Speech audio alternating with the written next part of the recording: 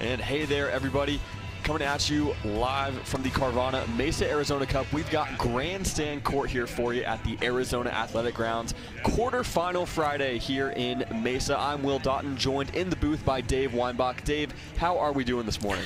Well, I am so stoked for today. You know, yesterday we had so many great matches all over the grounds. I was fortunate enough to be here all afternoon for the Grandstand courts and got to catch some of the awesome action on center court, including an incredible upset for Andre Daescu and Gabriel Tardio, taking down the #1 seed, the Johns brothers. What a match that was, Dave. Super excited to see that. Just shows you the depth of these draws in really every division, singles, doubles, mixed doubles. So love to see that match. We'll see. They'll be on center court a little bit later today, I believe, according to the order of play. But up next, coming in just a few minutes, Dave, we've got women's singles quarterfinals. #2 seed Catherine Parenteau taking on the #5 seed Salome Davidze. Excited to see this match. You know, Will, when the bracket came out for women's singles, this was a matchup that I had on my radar, and it's one we haven't seen a lot on the PPA tour. Catherine Parenteau, everybody knows Catherine, an incredible pedigree, a legend already in her young years. And Salome, what I would call a singles specialist. Her doubles game is coming around. I talked to her a few months ago, and she said she really wants to get better on doubles, but right now she's really focused on singles. This is her mentality, Will. When she comes into a tournament, it's singles first for her, and it's doubles second if she even plays doubles. So this is a matchup that I think is going to be incredibly competitive. This is not going to be a quick match. I think we're going to have some really long points. Both these players incredibly athletic. They will track down a lot of balls. Both great serves, excellent returns. Both have terrific two-handed backhands, obviously, with their tennis backgrounds. I think that I like what you said there, Dave, just about the ability to extend points. Davidze traditionally has played kind of a counter-punching style that you see is more common in women's singles. She's very comfortable from the baseline, but she got a gold medal at the Hertz Gold Cup in November, and one thing she mentioned in her interviews in that run was she'd been working on her game around the kitchen. And so we'll see if she's going to try and be a little bit more aggressive, come up to the net a little bit more to try and keep Parenteau on her toes, because if you just let Catherine Parenteau attack from the baseline, she's going to have her way with you. Yeah, obviously Catherine coming in as the #2 seed behind Leigh Waters. Certainly the favorite coming into this match.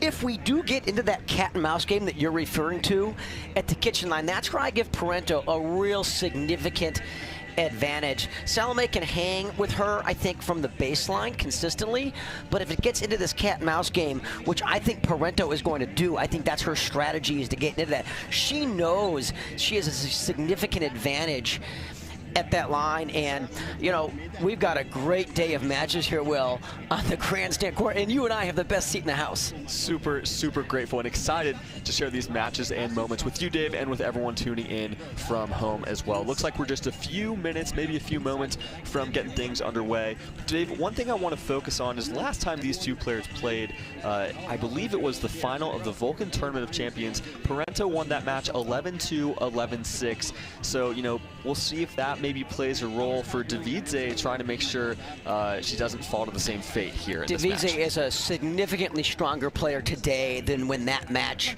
happened. I expect this to be far more competitive than that. And what a perfect day to play pickleball. It is 64 degrees right now, a 4 to 5 mile an hour wind I'm hearing from the truck, and just perfect conditions for pickleball here at the Carvana Mesa Arizona Cup, Will. Can't ask for much more than that. And now also on center court, just being streamed on Pickleball TV, we've got Leah Jansen and Anna Bright getting ready for their match, another women's singles semifinal. And we'll jump back here to Grandstand. Parenteau, it looks like, about to serve to start this match. Women's singles quarterfinal action just about to get started. And of course, they're playing with that Vulcan ball, the V Pro Flight. New to the tour in 2024. This is the third tournament, Dave, they've been playing with it, so players more or less used to the ball by now. Yep, the Vulcan, the official ball of the Carvana Mesa Arizona Cup, and Vulcan also the official paddle of the Carvana Mesa Arizona Cup. So thank you so much, Vulcan, for your wonderful support on the PPA Tour. Folks, if you want to play where the pros play, play the PPA. And here we go, Parenteau about to serve to start us off.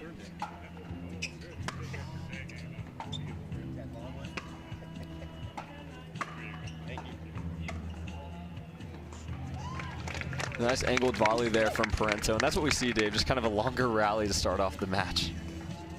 I like how Catherine took control of that point by getting to that kitchen line after that deep ball.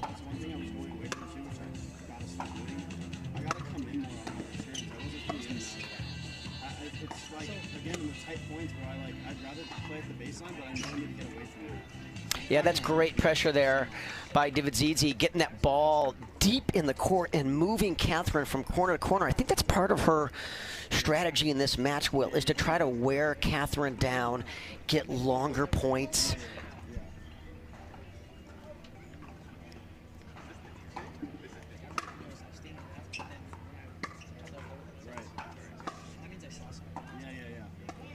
And that volley correctly called out by about a ball. So that gets Salome on the board here at 1-1. It's one of the things to watch in this match, Will, is the return of serve. And not only the pace of it, but the depth.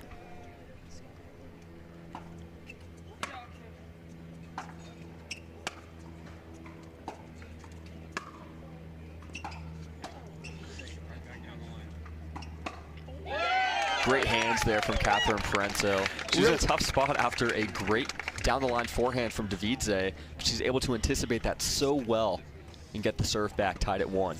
Interestingly enough, we've seen many points where the return of serve player has not come in to the kitchen line.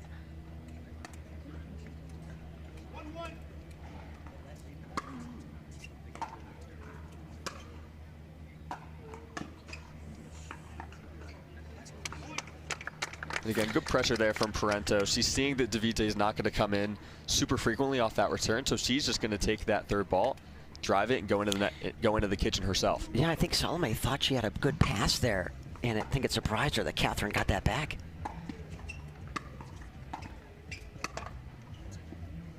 And that's going to sail wide, so a terrific volley there by Salome, getting that deep in the court, putting a lot of pressure on Parenteau. So early in this match, Will, what we're seeing is a little feeling out process from both players, trying to work their way into their match. Obviously, it's their first and only match they're going to play today here in quarterfinal match. And that one going to be wide. Of course, Dave, that is part of that new progressive draw. You're only playing one match per round per day this late in the tournament. Yeah, what do you think of that, Will? I think it's had varying opinions from the players. Some of them like it, some of them don't. It does bring challenges going from event to event in a single day.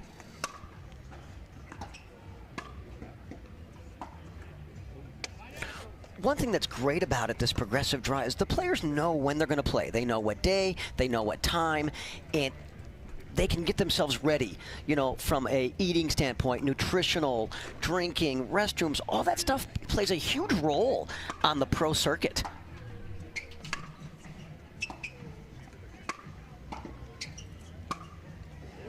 Oh, and that's just too good of a pass by Catherine. She waited such a long time and saw that Salome moved to her left, just leaned a little bit, and that's so smart by Parenteau.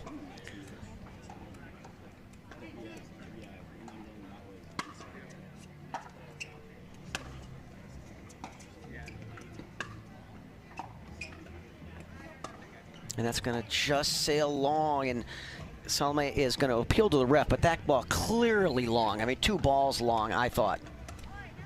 Just well done there for Parenteau, staying in the point, making Davidzidze hit one more volley.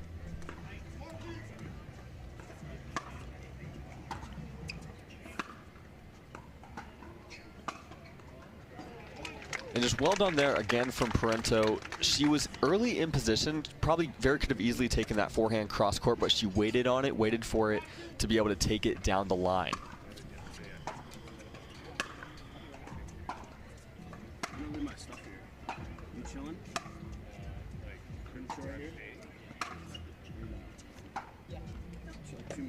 And that's going to just sail wide. So a great display there of consistently deep ground strokes with a lot of pace.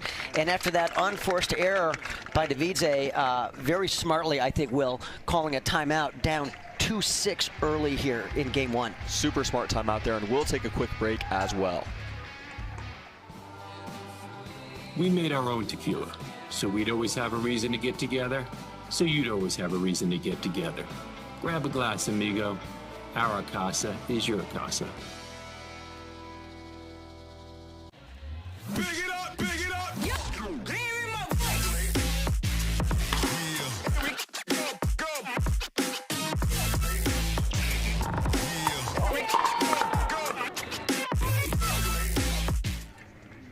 And we're back. Players are coming back from a timeout. Catherine Parenteau up 6-2 over Salome Davidze here on Grandstand Court.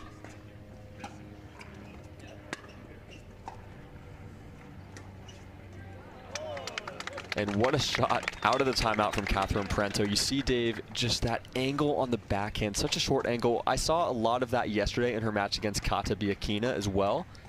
Really great touch there from Parenteau. A little greedy on that serve, sails long. So Davidze is going to get a chance here to make a run and try to get back into this first game after getting down early here. And that's a little greedy on the serve. So, you know, one of my rules on the serve, Will, and the return is don't get greedy. And what I mean by that is don't need to aim for the baseline. Don't even need to aim for the back foot. I teach aim for the back third of the court.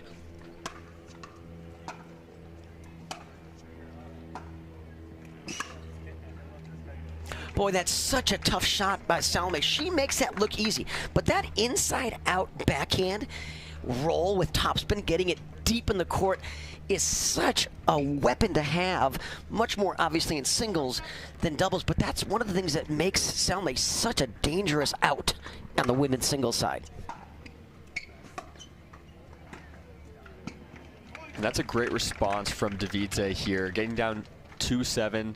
She's brought it all the way back up to 5-7. What do you think she's been doing differently here, Dave? I like that she's putting more pressure on Parenteau and taking more control of the points. I think she should be coming in more off some of these deep, penetrating ground strokes. The first half of this game, Will, she wasn't doing that. See, and that time Parenteau took control. And I think Parenteau needs to come in off more of the returns as well. You know, these players are so comfortable from the baseline, Will, because of their tennis backgrounds. But in pickleball singles, you really want to get to that kitchen line.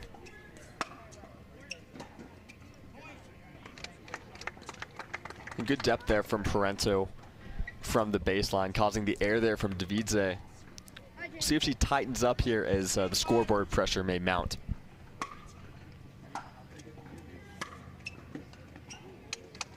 And see how she took some pace off of that and flicked it with some spin? If she hits that any harder, it sails wide. But because she only hit it with 60% pace and with a little topspin, that ball came down. So a beautiful, beautiful shot there by Catherine to get her to 9. That's another timeout called there by Davidze. We'll be right back.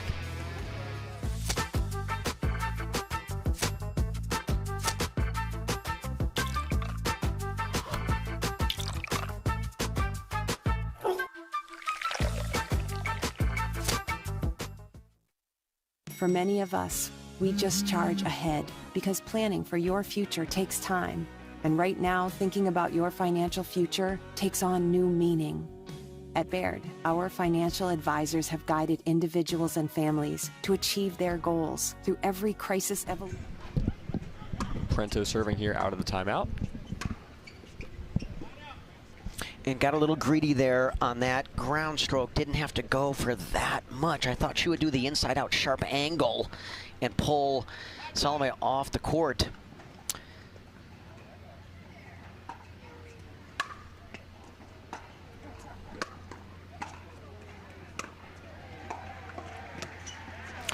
And that's what I'm talking about. After that one ball deep to the Parenteau forehand, she followed it into the kitchen line and took total control of that point. And that's what Davidze must do in this match if she has any chance of taking down the #2 seed, Catherine Parenteau.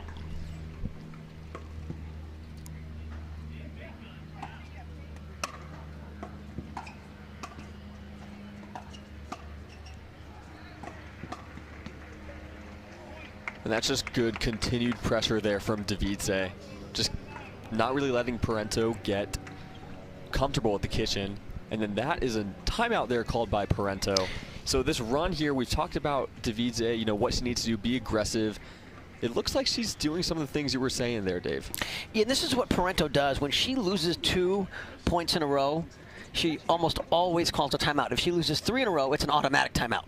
And she does the same thing with Anna Leigh in women's doubles, and I like it. I like it. You know, we were talking about this yesterday in the booth here, Will, that you get 2 timeouts per game. If you don't use them, they do not carry over to the next game or the next match. So you use them or lose them. There's no reason to take them home with you. So folks that play tournament pickleball, use those timeouts. Even if you don't change the strategy, even if you don't change, you know, what you're doing, just stop their momentum, let them think about what they're doing more. You'd be shocked how much that will help your team. We'll see if it helps Parenteau here. Davide serving at 7-9 here in game 1.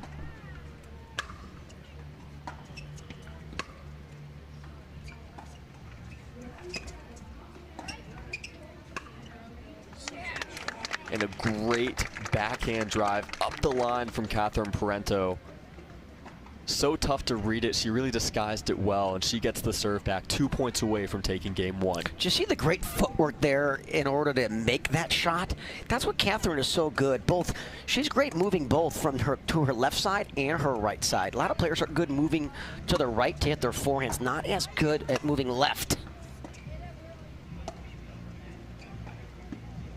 And there's that cat and mouse game that I think Catherine is going to probably do more of as this match progresses, because I think she has a significant edge in that game.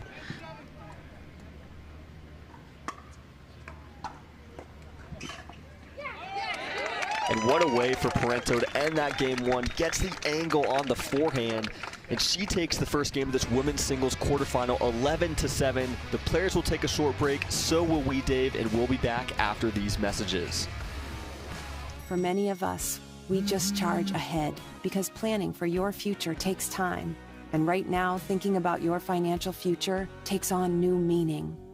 At Baird, our financial advisors have guided individuals and families to achieve their goals through every crisis evolution and groundbreaking idea for over 100 years.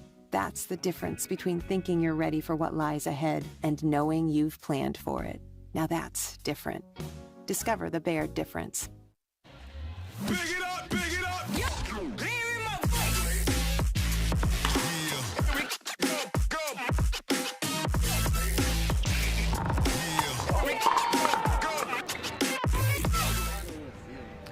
And we're back here at the Carvana Mesa Arizona Cup. Game 2 of women's singles quarterfinal action about to begin. Catherine Parenteau taking on Salome Davide. I'm Will Doughton, joined by Dave Weinbach.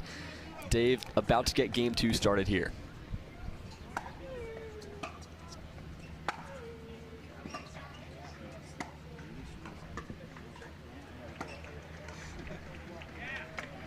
See the pressure that Salome put on Catherine there, and that's what she absolutely must do if she is going to force a deciding game 3 and take game 2. And I think she realizes that. You know, what I love about Salome, she's an intense competitor.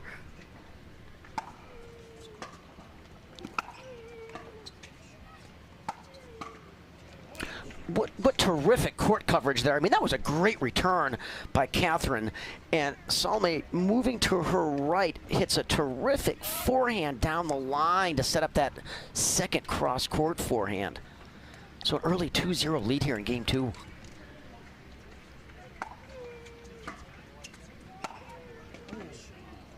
And right on cue there, Dave, we see the timeout called by Catherine Parenteau. She just dropped 3 straight points, like you said a few minutes ago. She's going to call a timeout most of the time when she drops 3 points. We see it there. Davide on a roll here in game 2. Quick timeout, and we will be right back. Every time someone tells you they vacation in the same place every year, it should really make you wonder, why? Travel like you mean it with IHG Hotels and Resorts. Ever notice how seniors and health insurance commercials all look the same? Because all of these companies see us the same, but not Humana. They see me. Humana. Great start here for Salome Davide, up 3-0 here in game 2. Will Doughton alongside Dave Weinbach on Grandstand Court.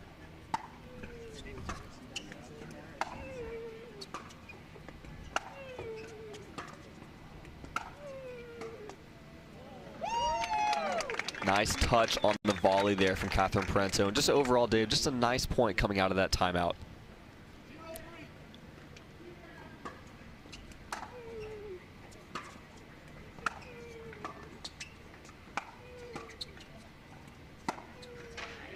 That's just too good, and that's Salme's game. You know, she is very comfortable staying back there and just pounding ground strokes all day long, and that's going to work against 90% of these ladies. But when you start playing Leigh Waters and Catherine Parenteau, I think you've got to get to the kitchen line too and really add to your repertoire and add a little more pressure.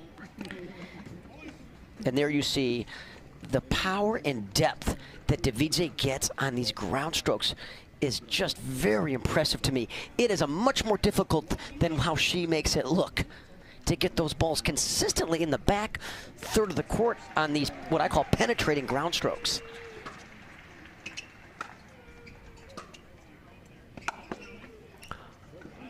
And that's going to just sail long, so a really good leave there by Catherine. So after a 4-0 start here by Salome, taking a commanding lead in game 2, Catherine gets the serve back.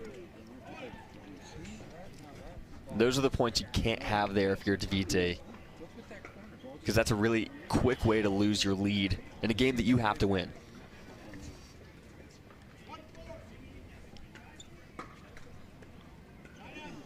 Ironically, we didn't see one missed serve in game 1, and now you've got 2 in game 2. So maybe a little bit of pressure these players are feeling here, knowing that in this draw wheel, when you lose, you're done. There is no back draw.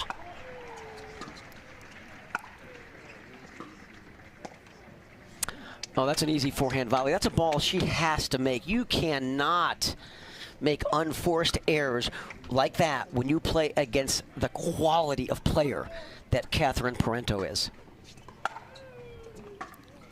She's staying back. I think that's a mistake. I think when she hits a good return, she has got to come in to that kitchen line and make Catherine hit a phenomenal pass.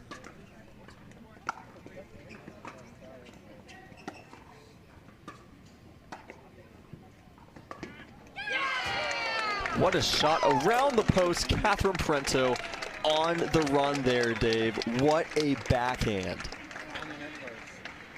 What I love about that is Catherine waited long enough to create the angle. A lot of players will, when they try an ATP, they make 2 mistakes. Number 1, they get anxious to hit the ball and they hit it too early. So they don't wait long enough to create the angle. The second mistake I see a lot on the ATPs is the target location.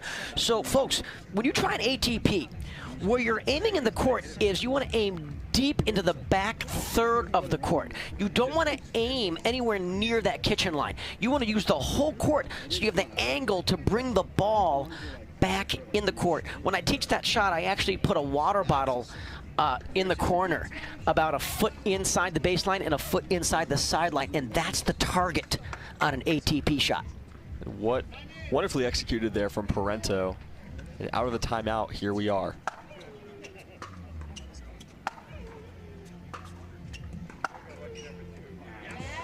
Great shot there from Davidze. One thing I want to say, Dave, is we've seen both players use one timeout pretty early here in game 1, and so we'll see if that's going to have an impact if the game continues to be this tight in the latter stages.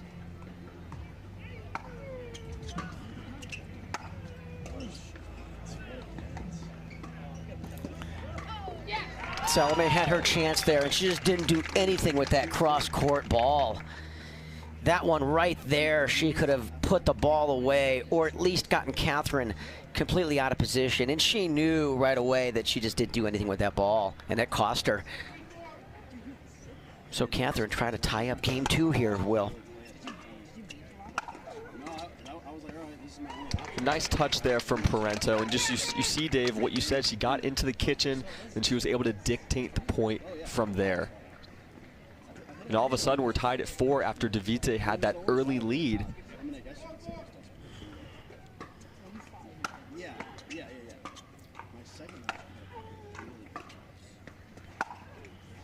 Davidze is not going to win this match from the baseline. She's got to put more pressure on Parenteau. That was an example right there. She hit a good deep return to the Parenteau backhand. She took one step to the line and then hesitated and went back. So you can see she's just not 100% comfortable getting up there. And I think that's going to be the difference in this match. As we see a missed return there, Parenteau leading 6-4.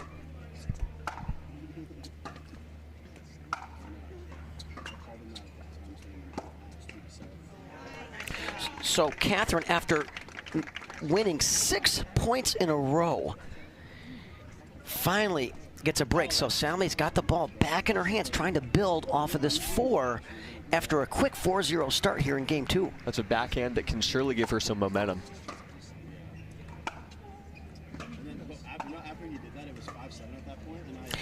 And there is what I'm talking about, Will. That's what she has to do if she's going to compete with the likes of a Catherine Parenteau. Is she has such a great return of serve. I wish I had that return of serve. When you have that, you've got to come in and put that pressure on your opponent.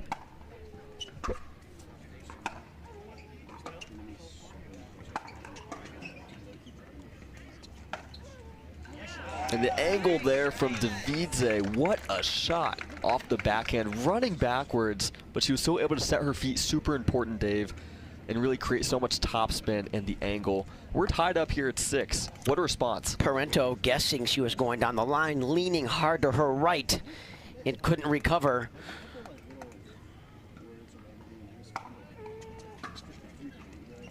And Parenteau staying back. Interesting.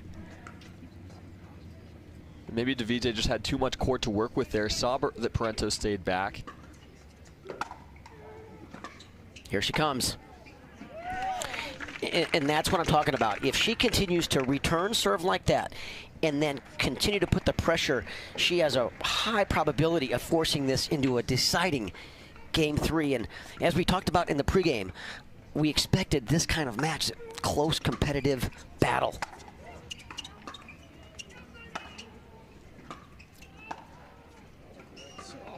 What a dig on the volley there from Davidze. And now she's got some momentum here in game 2, takes back the lead.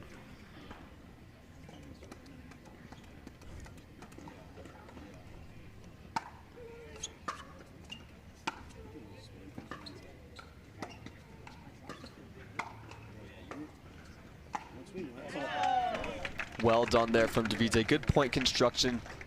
Didn't go for a winning shot too early, just waited till she got a higher ball she could attack with the forehand. And I love how she kept moving forward and keeping the pressure on Parenteau. So just as we have seen, after 2 straight points for Salme, another timeout from Parenteau. And the players taking a quick timeout. We'll take a quick break too. Stay with us for more game 2 action.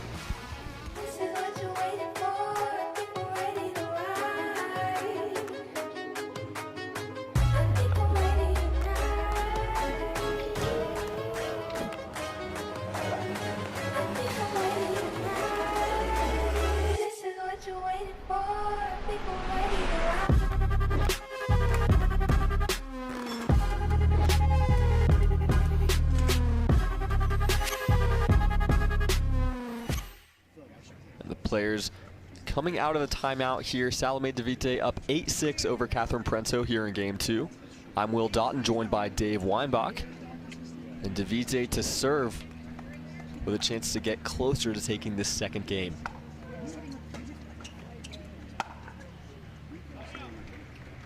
And a good deep return there from Parenteau. That's really what you need coming out of a timeout. We'll see if she can continue that momentum and close this gap. Great return. She's got such great hands. The thing about Parenteau is the diversification of her shots is extremely impressive, not only in singles, but I would add in doubles as well. She just has all the shots. She has the power shots, she has the drives, she has the slices, she has the dinks. She can take it any direction. And that one, she took it right into the back fence. So Salme now will have the ball back in her hands, trying to get to that all-important 9 number.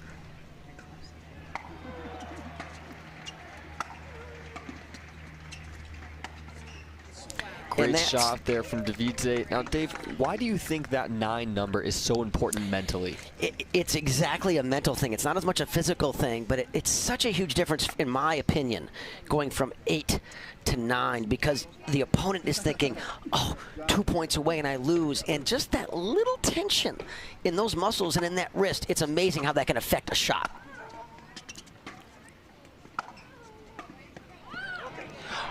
Oh, and a missed backhand volley from Parenteau, knowing she had a great opportunity here. This is a very rare unforced error there, I would say, by Parenteau. So that gets Salme a game point here in game 2, Will. We'll see if she can close it out right here and force a decider.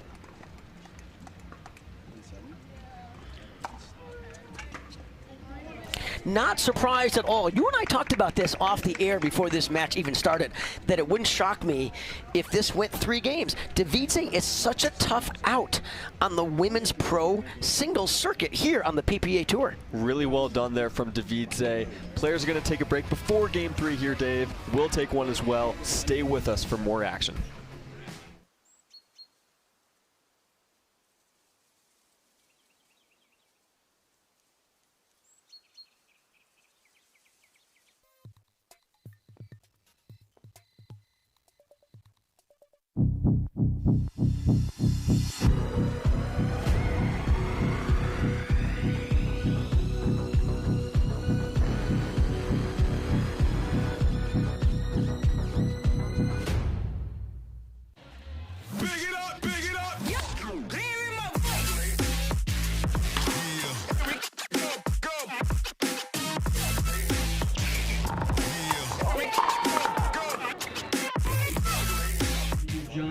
And we are here on Grandstand Court at the Carvana Mesa Arizona Cup Women's Quarterfinals action. I'm Will Doughton, joined in the booth by Dave Weinbach. What a match we've had a pleasure of seeing this morning. Really not a surprise, Will, that this is such a tight competitive match. Those of you that haven't seen Davidze play a lot on the PPA Tour, she is what I call a singles specialist. We talked about this in the Open.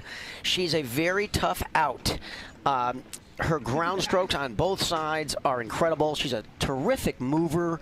The only thing, if I was coaching Salme, is that I think when she hits some of these really deep, penetrating returns, and I don't care if it's down the middle, out wide to the forehand, or down to in the backhand corner, I think she needs to follow that in more. I think that's going to take her singles game to even a whole nother level. Just like we see Catherine do there, I think that's what Davidze needs to do more if she's going to try to capture this match.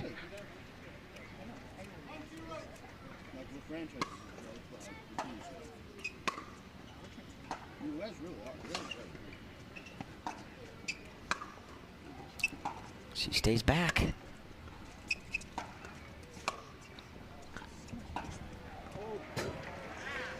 And what a shot right on the line it looks like from Davidze. And that was just a long, grueling rally from both players. Both players content there of staying back and slugging out a ground stroke fest.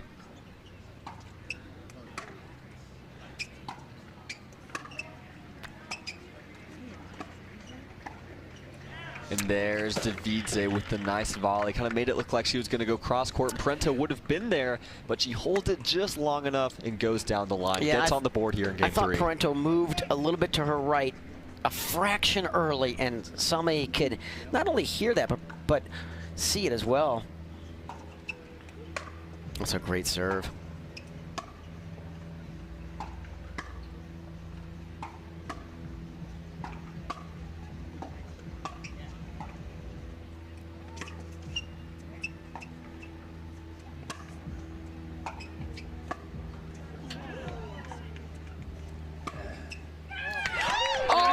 The point of the match.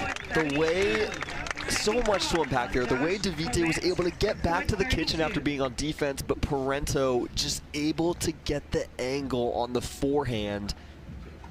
What a shot and what a point we just witnessed, Dave. Incredible athleticism by both players. Wow.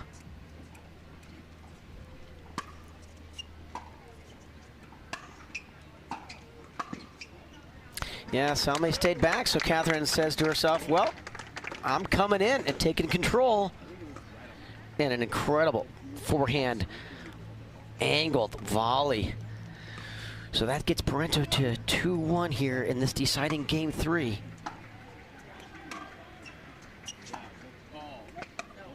And that is correctly called long. So Catherine is at 3-wheel, and these players will change sides as soon as the first player gets to 6. So there's no advantage, disadvantage with the sun and the wind.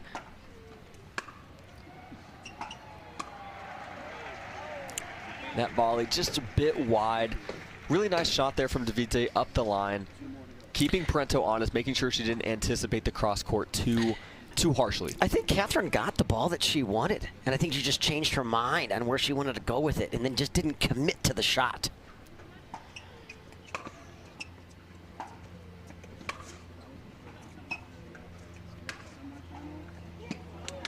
And the angle there from Catherine Parenteau, what a shot, because you can see on the stream just how deep the shots from Davide are. So to hit that angle on the backhand from behind the baseline is so impressive.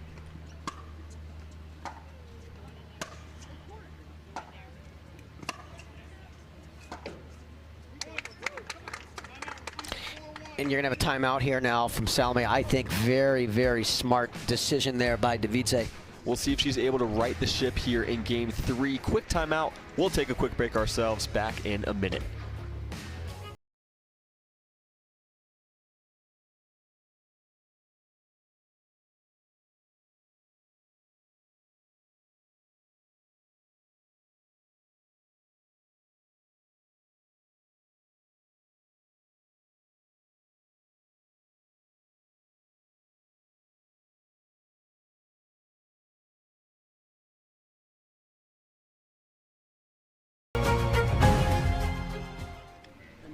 And players just about to finish their timeout here in a decisive game 3. Catherine Parenteau leading Salome Davide 4-1. I'm Will Doughton, joined by Dave Weinbach. What a match we've seen, Dave. Will, a quick update here from Humana Championship Court. We got a terrific matchup with Jansen and Bright. Bright took game 1, and Jansen is up 8-6 in game 2, so that could be heading to a deciding third game, just as our great match here on Grandstand.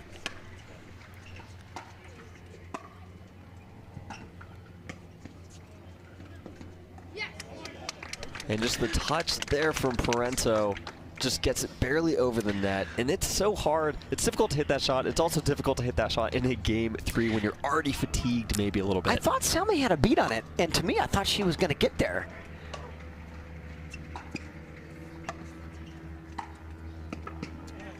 Yeah, really, really good approach shot. Deep into the Parenteau corner, and wisely so followed that in for an easy forehand put-away volley. So let's see if Davide can make a run here, being down 1-5 early in game 3.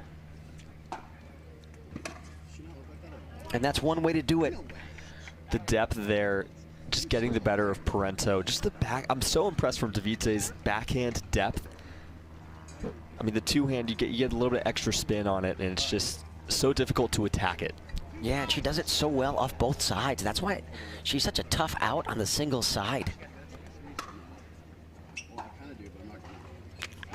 And then Parenteau gets the depth of her own on that return. So difficult to attack the third there, Dave. See, that's why I like the deep middle return. I think that's underutilized in singles play on the pro circuit, is the deep middle ball makes a lot of sense because then there's no angle on the pass.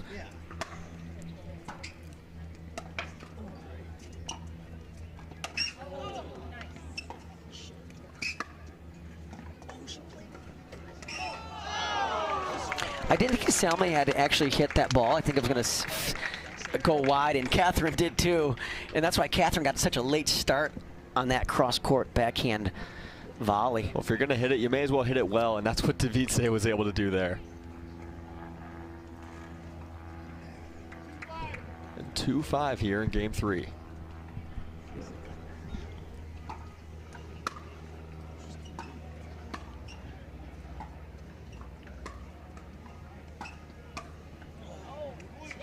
Parenteau just didn't get anything on that overhead, and when you hit an overhead short and bouncing high, you are in big trouble. So Salme with a little bit of a run here. Let's see if Catherine calls her usual timeout. And she does right there, Dave. It's like you're on the court 20 seconds before anything actually happens. Super impressive there, the way we can kind of predict those timeouts. What do you think Parenteau needs to change here to get to 6 and kind of stop this run from Davidze? I think Catherine's playing great. I think a couple of decisions there where she's given Salme control of the point, and I think Catherine also as well could put a little more pressure on her with after some of those really good approach shots. Both these players hit such great approach shots, and what I mean by that is they're getting not only power and topspin on the ball, but they're getting the balls in the back third of the court, which makes your opposing player's passing shot more difficult. Plus, it gives you more time to react to their pass. We'll see if she's able to kind of keep that pressure on Davidze here coming out of the timeout. Here she comes. I thought she picked the wrong ball. Like, I would have come in after the return. The second one was short. Looks like she had that same exact backhand volley, just unable to get it over the net, and all of a sudden it was 5-1. Now it's 5-4, and Davidze with a chance to tie it up here.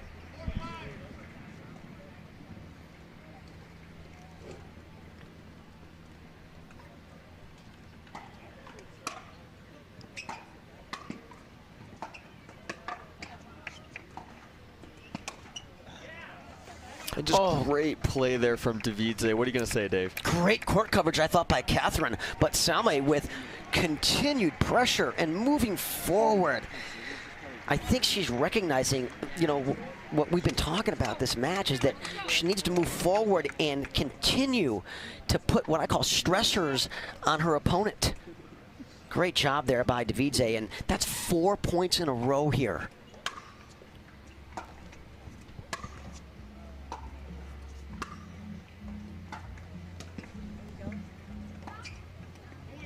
A great shot there from Davidze, but it wasn't the winning shot. It was the shot beforehand that got Parenteau on the extension on the backhand. Just made for an easy shot. Players will switch sides now that Davidze's at 6, and we will be right back with more action.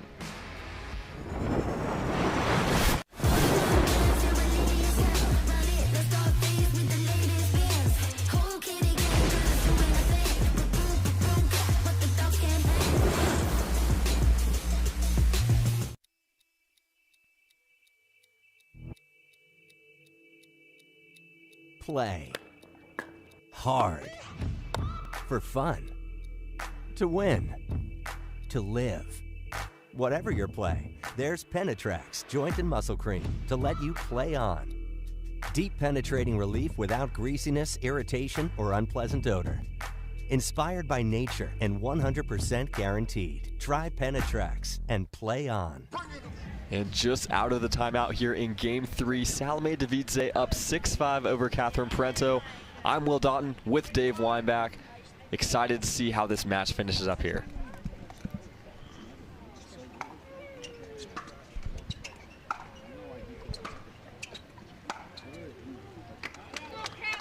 And the depth there from Parenteau coming out of the side change. Really necessary for her to stop the bleeding here in Game 3. So Dave. you see what Parenteau's doing.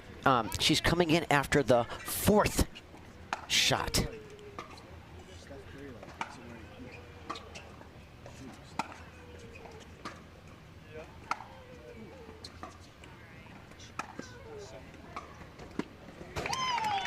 The angled overhead there gets it done from Parenteau.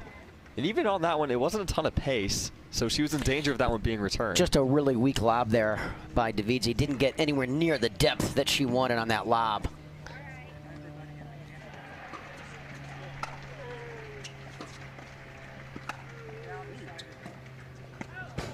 And totally mishit that overhead. So we are locked in at 6-6 Game 3. This match can't get any closer. Pure 50-50 here, Dave.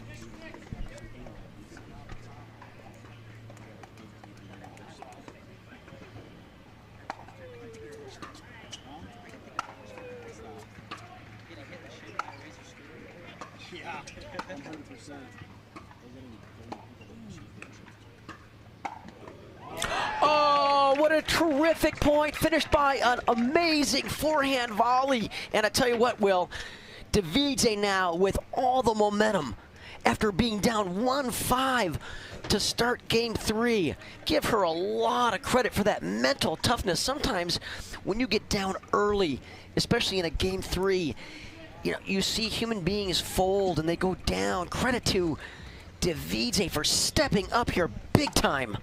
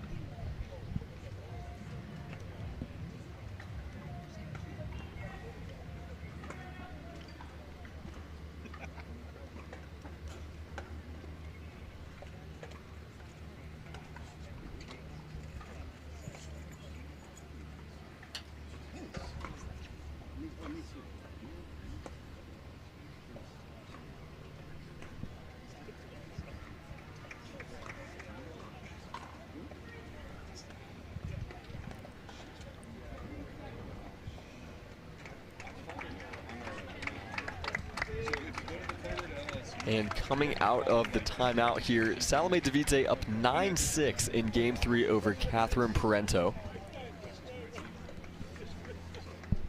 We'll see if she can close it out here on serve. What a run by Davide after being down 1-5 early, taking control of this game, serving at 9-6.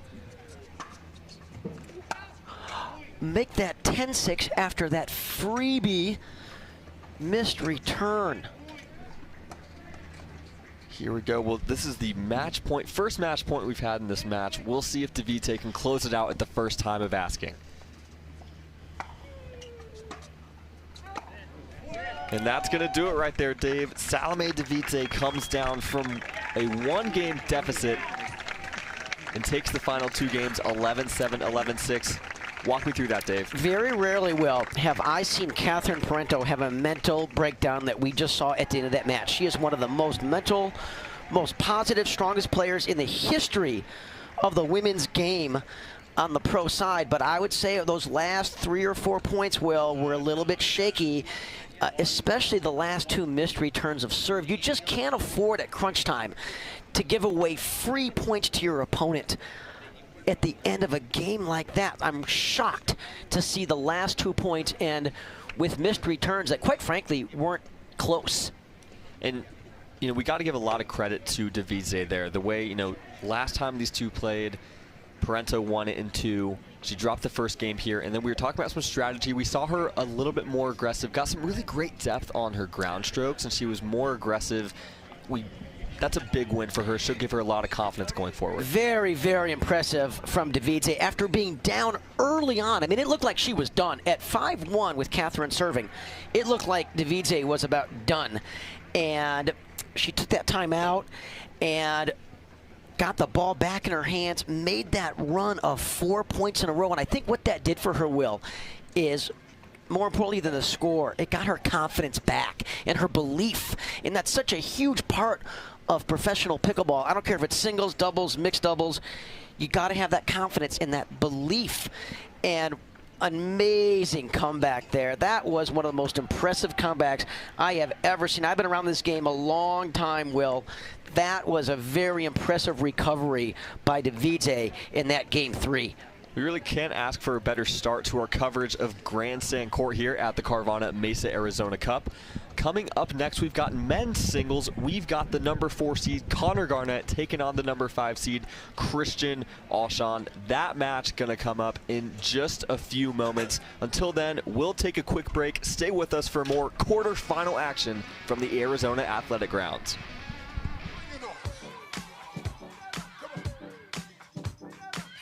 All the things. Fly on your schedule. Reward yourself and the girls whenever.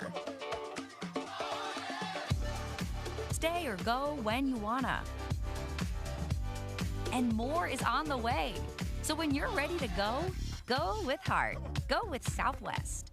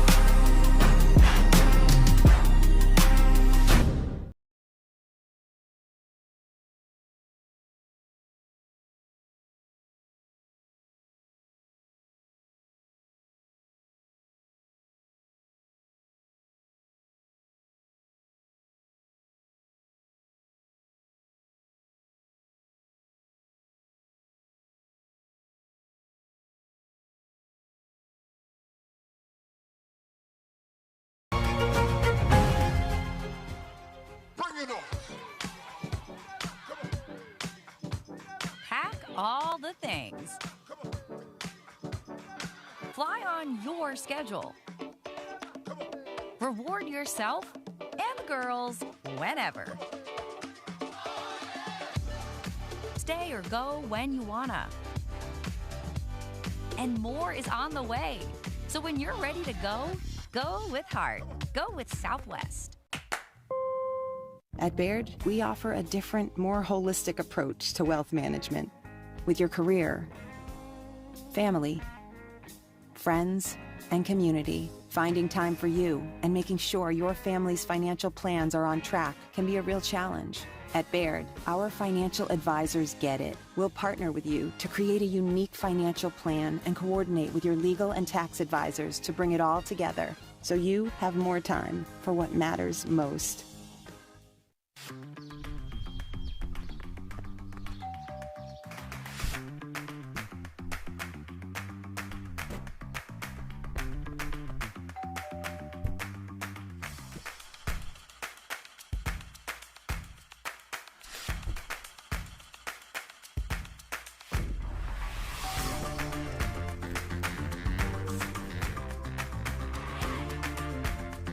Pickleball Central, your trusted pickleball experts.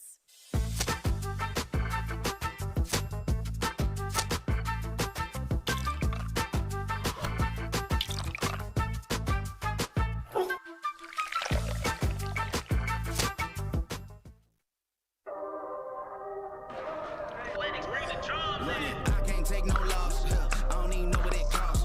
Hit the ground, then it go off. Yeah, hit the ground, then it go off. Yeah, I can't take no loss. I don't even know what it costs. Yeah, I hit the ground, then it go off. Yeah, hit the ground, then it go off. Yeah, run it. Ooh, I really feel it's my time, think it's my year. Yeah, I really feel it's my time, think it's my year. Yeah, I really feel it's my time, think it's my year. Yeah, I really feel it's my time, think it's my.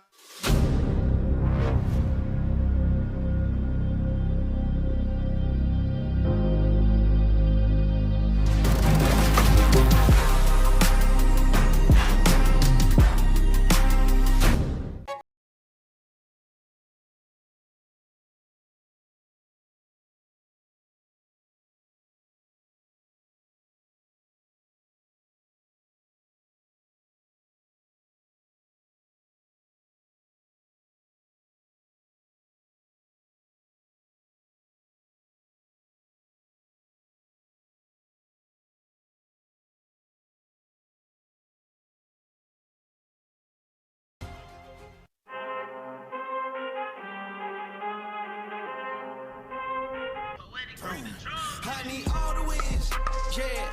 Ain't no ever gotta get it, no call and quits, yeah. Gotta keep on moving no matter how hard it gets, yeah. Better move out the way cause I'm coming with harder hits. My head is as hard as a brick, but I'm harder than all of it. You better move, you might get knocked out, knocked out. You better move, you might get knocked out, knocked out. The Carvana Mesa Arizona Cup is brought to you by Carvana, serving happiness all season long. Vulcan, the official ball of the PPA Tour. Baird, the official wealth management partner of the PPA Tour. Fila, to play like a pro, you need to dress like one. And Pickleball Central, your trusted pickleball experts. And back on Grandstand Court at the Carvana Mesa Arizona Cup, we've got quarterfinals action for you. I'm Will Doughton, joined in the booth by Dave Weinbach. Dave, we just saw an incredible women's singles match, and now the men are going to take center stage. We've got Connor Garnett taking Christian Alshon. How are you feeling for this match? This is one of the men's singles matches that I really, really wanted to see. I'm so glad they're on our grandstand court here for our best seat in the house. You got two incredible singles players here, and by the way, their doubles games have come a long way in the last 6 months too. We'll talk about that as this match progresses, but when you look at these two players, Will, you've got Connor Garnett, arguably the best two-handed backhand not only today, but in the history of pickleball. I could make that argument. He actually prefers his backhand over his forehand. You're going to see Connor Garnett actually run around his forehand today to hit his backhand. Whereas when you look at Alshon, he'll do the opposite. He'll run around his backhand to hit his forehand because he much prefers his forehand. The little bit of advantage I give Alshon is court coverage at the kitchen line. Obviously, he's very tall, very long, extremely long arms. And the other thing I know about Christian when I play him is he has huge hands. So when you talk about having long arms and the combination of huge hands, it gives a player a lot more reach. So he's a really tough pass once he gets to that kitchen line. So if I have to give Alshon a slight edge in this match, it is at the kitchen line, whereas I give Garnett a slight edge from the baseline. We'll see if those players try and take advantage of those different parts of the game throughout this match. Last time they did play, Alshon took it in 2 games. That was in pool play of the PPA Tour Finals. It was 12-10, 11-3 in favor of Alshon. So we'll see if we get the same story here or a different outcome. Garnett about to serve to start this men's singles quarterfinal.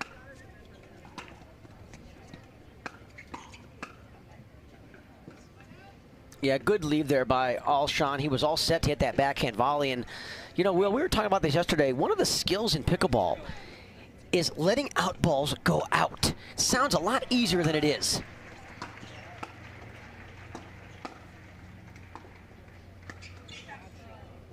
And that drop from Alshon just hanging up a little bit high. Garnett able to create the angle on the volley.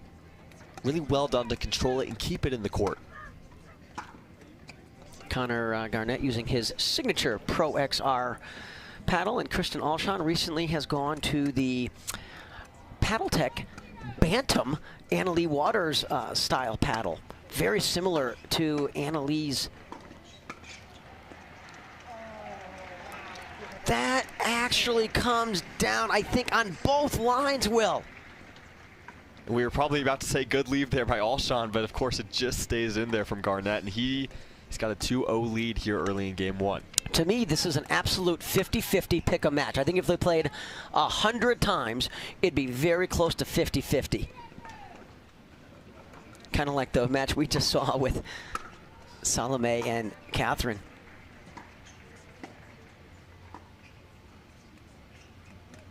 So right now, Connor Garnett really dictating these points and in total control of his game right now. And there's a little frustration return, yeah.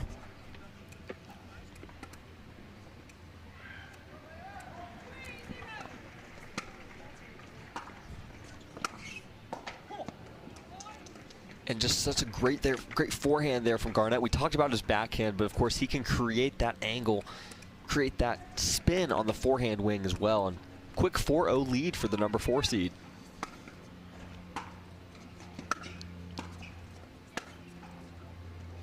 Oh, and that's going to clip the tape and sail out. If it didn't hit the tape, it easily would have been in. That's why Connor's kind of shaking his head. He knew he had him. So let's see if Alshon can get on the board here, serving at 0-4 in game 1.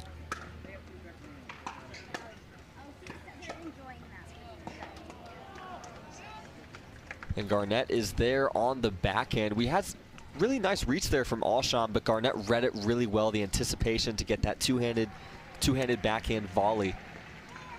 And gets the side out again.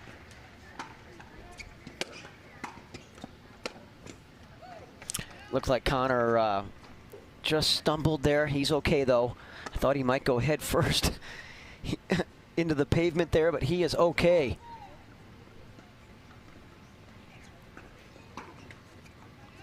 Alshon went for a little bit of a bigger serve down the middle and just framed it right into the bottom of the net. So Garnett trying to get to 5 here.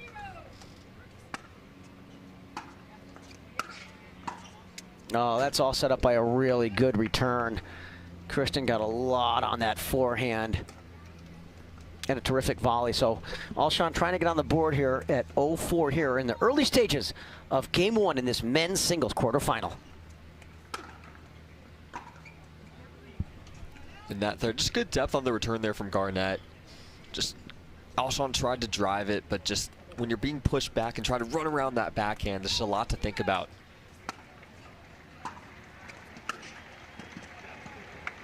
Boy, Garnett on fire right now on his passing shots. It is tough to pass. Christian Alshon, let me tell you, he is one of the best we have at court coverage at the kitchen line. And that'll be a timeout called by Alshon, down 5-0 here in game 1. During this timeout, we'll send you over to the Deep Eddy Fun Fan Moment. Who's bringing it in the crowd? It's time now for the Deep Eddy Fun Fan Moment.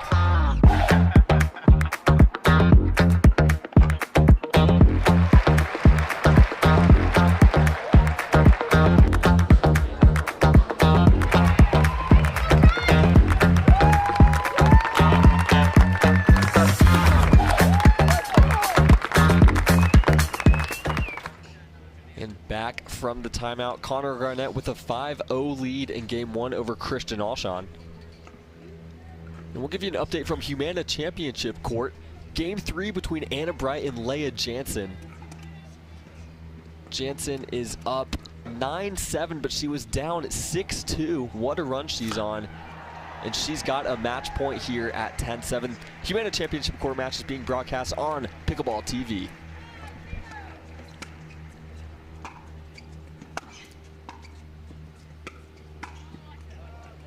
And there's that court coverage we're talking about at the kitchen line from Alshon. He's really, really tough to pass.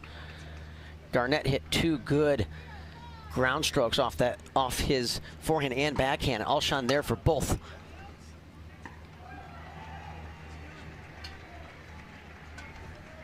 And that is going to get Alshon. Nope. Alshon still 5-0 here in game 1.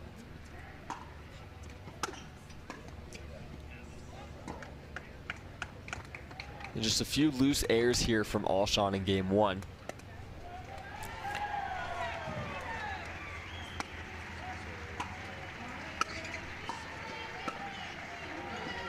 Oh, and Garnett got the 2-handed backhand that he wanted and got a little bit greedy on it. Misses that wide. That's very rare to see him miss that 2-hander. So Christian's got the ball in his hands. Got to get off 0 right here. I think he's got to get at least 2 points here, Will, to stay in this game from a mental perspective.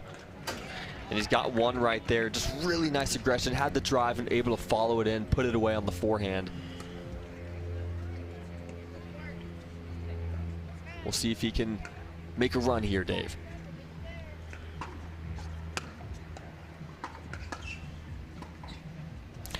You know, Christian Alshon has matured so much as a player in these last, I would say, 6 to 9 months. Well, I've had a chance to commentate on a lot of his matches and watch a lot of his play, and really like what he's done with himself, not only in his physical game, but in his mental game. He will not fold in this match.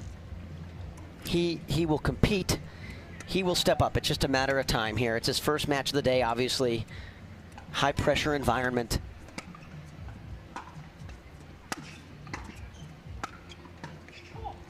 But, you know, he's playing one of the top, in my opinion, one of the top 4 singles players on earth right now. And Connor Garnett, a much stronger player on the singles side, certainly a great doubles player, and I have him top 15 in the world in doubles. But singles, he is such a difficult out. Just the points keep piling up here for Garnett. Just really putting the pressure on. He's not really making a ton of errors to allow Alshon back in the match. And that is going to be a timeout called by Christian Alshon, down 1-9 here in game one. And we'll be right back after this break. Big it up, big it up.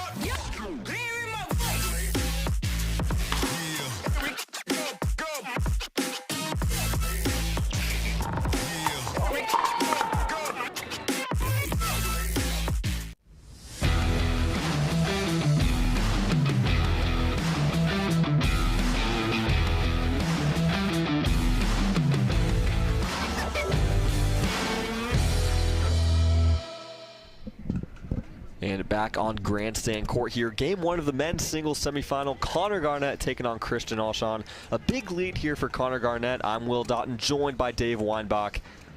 Dave, what are we seeing? What are we going to see here from Garnett? He is rolling. Was that serve in? No, called long. Garnett appealing to the referee. Referee's not going to overrule that. So Alshon will get a chance here to make a run in game one, down 1-9 early. And that's going to help his cause, and I think it's going to do a lot from his mental perspective as well. Even if he gets just a few points here in game one but still loses, that'll help him going into the next games.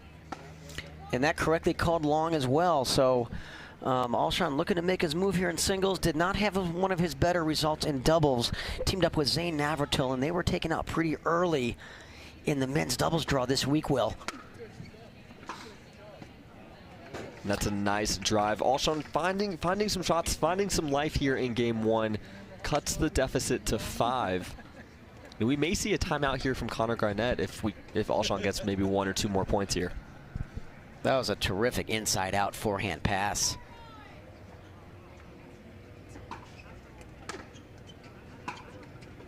Oh, he went for the same ball. And I think Garnett had it covered there. But let's see if Connor can get to the all-important 10 number.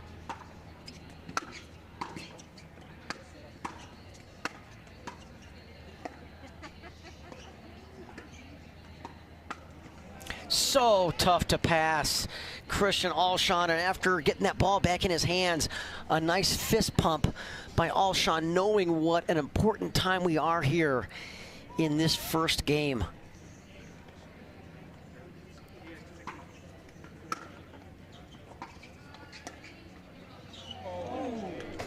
Great angle volley there from Garnett, and Alshon takes a tumble. It looks like just slipped, lost his footing. Yeah, his right foot just slipped right from underneath him, and he fell on his rear. He did not hit his head, fortunately, so he is okay, and we are good to go at 9-4.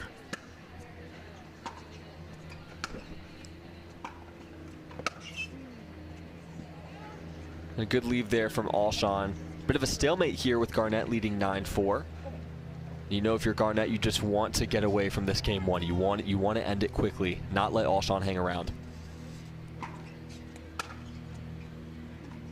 And there's another forehand return long. You know what I like that Alshon's doing now is he's serving and returning more to the Garnett forehand, because all these players know Garnett's backhand is stronger than his forehand. He's got a nice forehand, but his backhand might be the best in the game.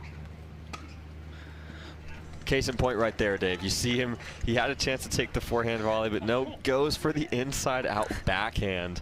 Still gets a winner. Whatever works for you there, Mr. Garnett.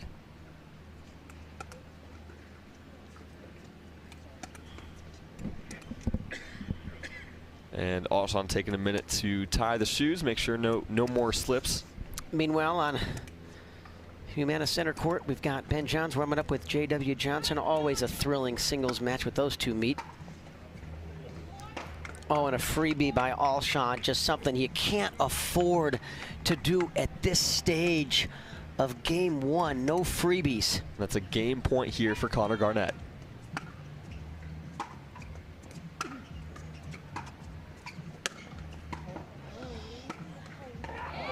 And that's just a great combination there from Connor Garnett. Gets a great backhand up the line that forces Alshon to stretch. Then he goes back, gets a forehand he likes. Just working the sides of the court there. Connor Garnett takes game one 11-5. We'll be back shortly with game two coverage.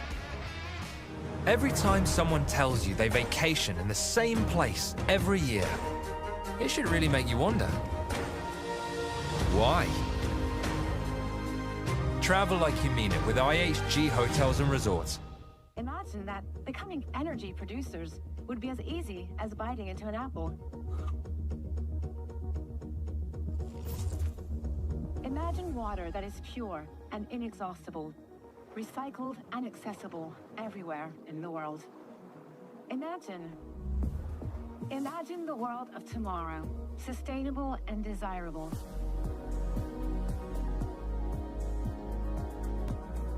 Veolia.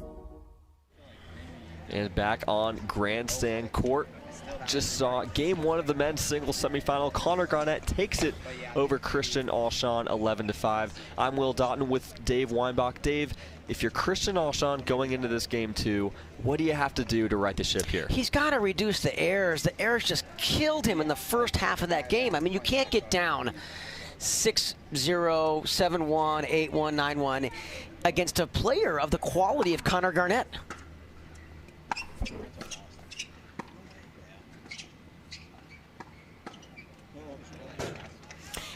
And let's give Garnett credit for really reading Alshon's shots really well. Did you notice? Watch how he's moving to his right even before Alshon is even making contact with the ball. So what he's watching is he's watching Alshon's paddle face. He's watching the angle of his paddle and anticipating so well where he's going. And he can do it at the kitchen. He can also do it from the baseline. Just devastating ground strokes there from Garnett. In fuego here for Connor Garnett, both on the backhand side and the forehand side.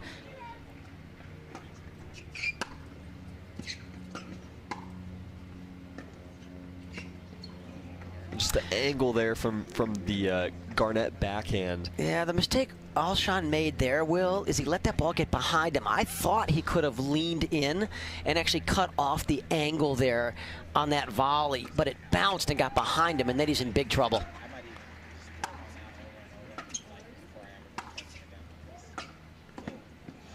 Oh, and Alshon in there, plenty of time, anticipated the down the line, and a show of frustration there, Will, by Christian, because he knows he set that point up exactly what he wanted. He got the ball that he wanted.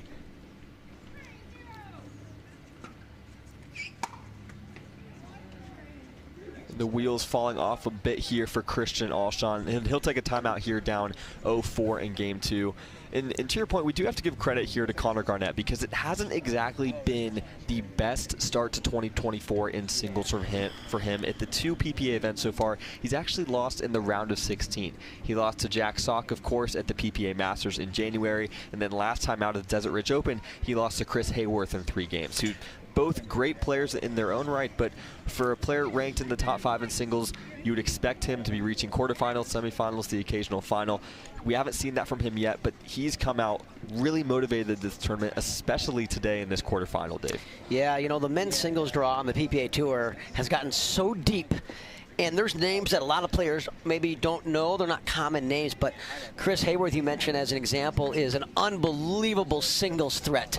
He's coming along in doubles, too, by the way. Played some rec games with him the other day. But Connor Garnett is such a tough out here and really running on all cylinders right now in this quarterfinal match. And there's another example of putting so much pressure on Alshon, getting those balls deep in the corner and not letting Alshon even think about coming up to that kitchen line.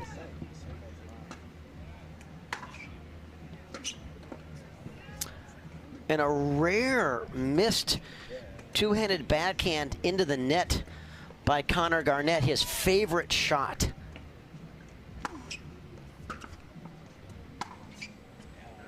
And that's a shot right there. Just smooth, fluid stroke there from Alshon. Just nice placement. We'll see if that's going to give him some momentum. See if they can. Yeah, and I think that's one of the things that Coach Leigh Waters has worked with him on is not going. You don't have to go 150% on all these drives. Be more under control. You know, Christian has so much power in his hands and in his arms and in his upper body. He doesn't need to be over swinging on a lot of these balls. and a special opportunity with the PPA Tour Pro. All junior PPA players. And that's going to sail just wide. Really good leave there by Garnett. I think it was the depth of the fourth shot volley from Garnett that really made that such a difficult shot from Alshon.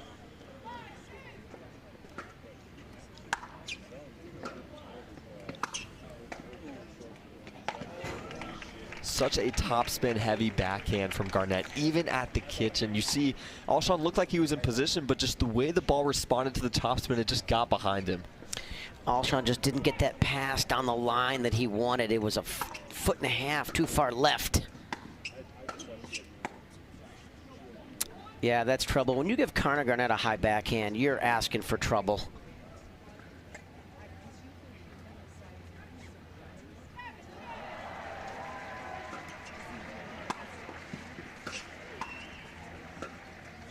That was all set up by a great return by Alshon, and then coming in strong. So let's see if Christian can get a few points on the board and get back into this game, not just point-wise, but from a mental perspective as well.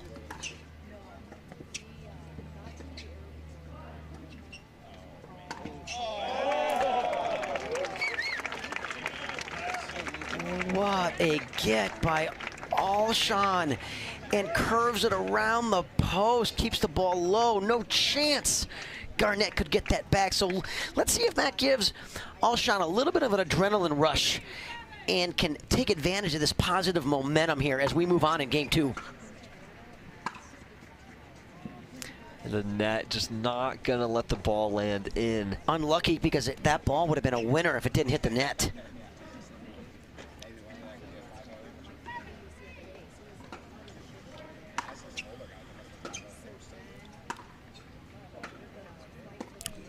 And that's correctly called long. So that's going to get Garnett 3 points away from moving into the semifinals here, Will. Do or die time here for Christian Alshon. We'll see if he's able to right the ship here.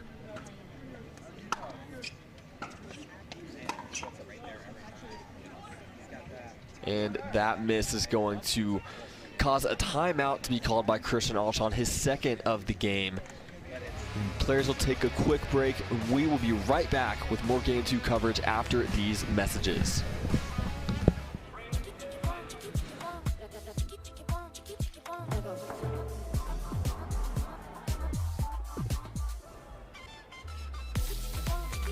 Follow your vibe. Busy. Flavor for every vibe.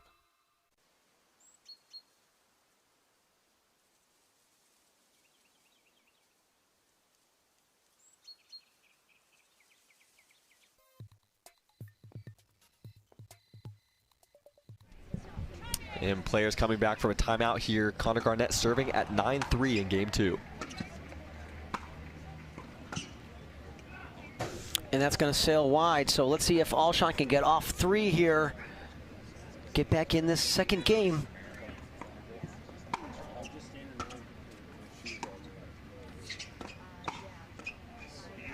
Nice anticipation there from Alshon. It was all started by a really nice backhand drop on the third. And he saw that Garnett was going to try and be aggressive with the backhand. He was there with the forehand. That anticipation is so key, especially when you're, of course, 2 points away from losing the match. Garnett asking Alshon to check the ball. These players are using a brand new Vulcan ball for every game.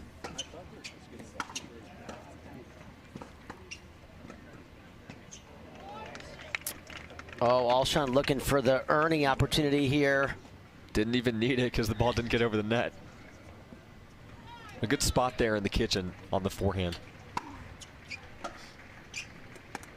And that's going to sail long, so let's see if we get a timeout here from Garnett. Not this point, but I think if he loses this one, you're going to see him want to take a little break. Oh, and 2 missed returns of serve. Still no timeout here. Gets Alshon at 7-9.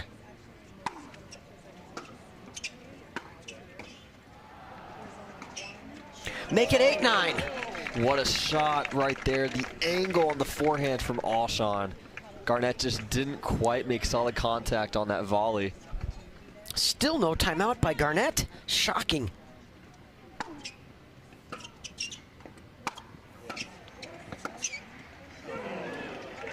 That deep volley forcing Auchan to play with a really small margin. So Garnett with the ball in his hands, 2 points away from moving on into this men's singles semifinal.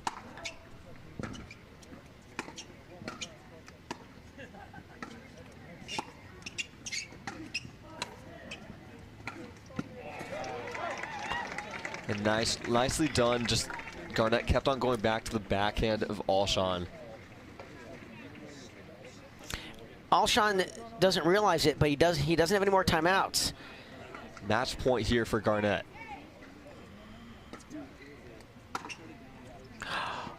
Oh, and a missed return of serve to end the match like we saw earlier. From Catherine Parenteau as well, Dave. Parenteau losing that match on 2 missed returns of serve in a row. So a huge shout out.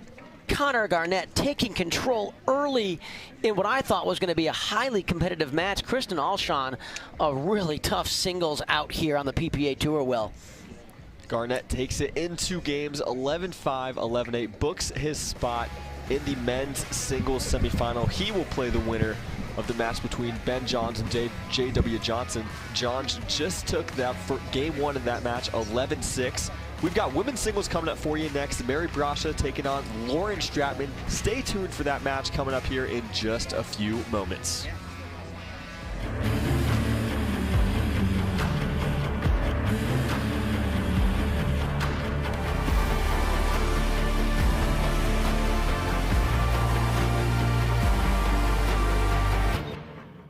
Well, it's easy. I play longer, I feel stronger, and I recover faster.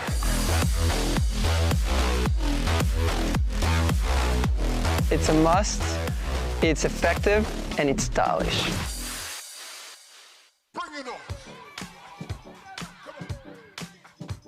Pack all the things. Fly on your schedule.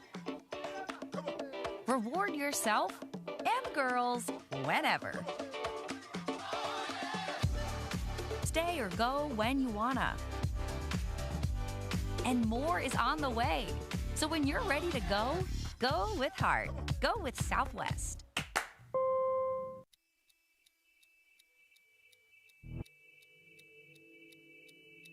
Play hard for fun. To win. To live. Whatever your play, there's Penetrax Joint and Muscle Cream to let you play on. Deep penetrating relief without greasiness, irritation, or unpleasant odor. Inspired by nature and 100% guaranteed. Try Penetrax and play on. When the game gets intense, don't let residue ruin your play. Reset, the ultimate solution to bring back the grip, spin, and control to your carbon fiber pickleball paddle. Say goodbye to caked on gunk and slippery surfaces, and say hello to a paddle that feels brand new. Backed by science and made with love by passionate pickleball players just like you. Experience the Reset difference today. Reset. Play hard, play clean. Typical insurance for every senior. Ever notice how seniors and health insurance commercials all look the same? Because all of these companies see us the same. But not Humana. They see me. Humana. Great things happen when good friends get together. So grab a glass, amigo. Our tequila is your tequila. Our casa is your casa. Typical insurance for every senior. Ever notice how seniors and health insurance commercials all look the same? Because all of these companies see us the same. But not Humana. They see me. Humana. Big it up, big it up. Yeah.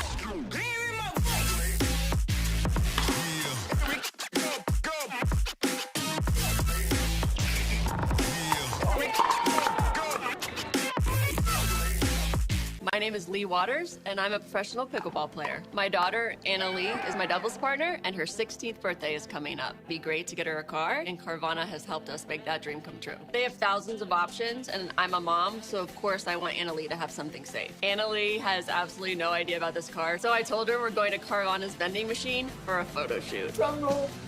I think this belongs to you. Oh my gosh, what? Happy Sweet 16, Anna Lee. Experience it for yourself at Carvana.com.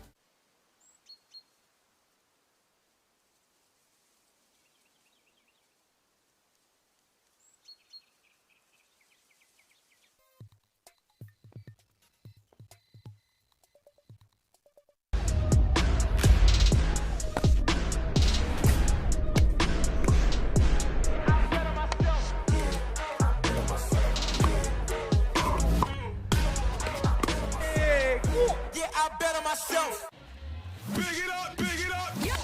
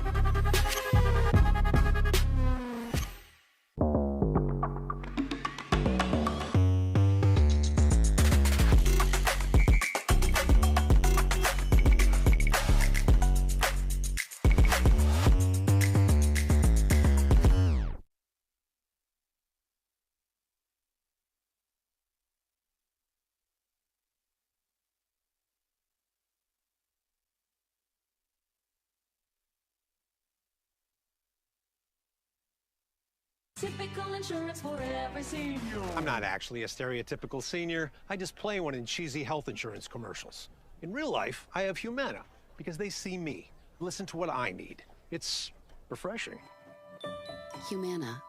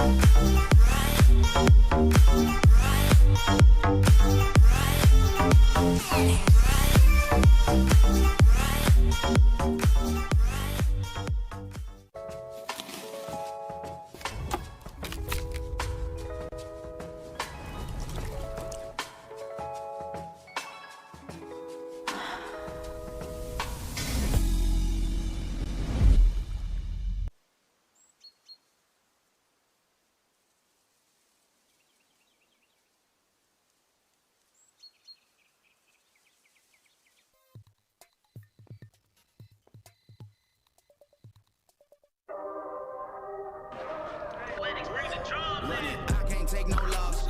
I don't even know what it costs. Hit the ground, then it go off. Yeah, hit the ground, then it go off. Yeah, I can't take no loss. I don't even know what it costs. Yeah, I hit the ground, then it go off. Yeah, hit the ground, then it go off. Yeah, run it.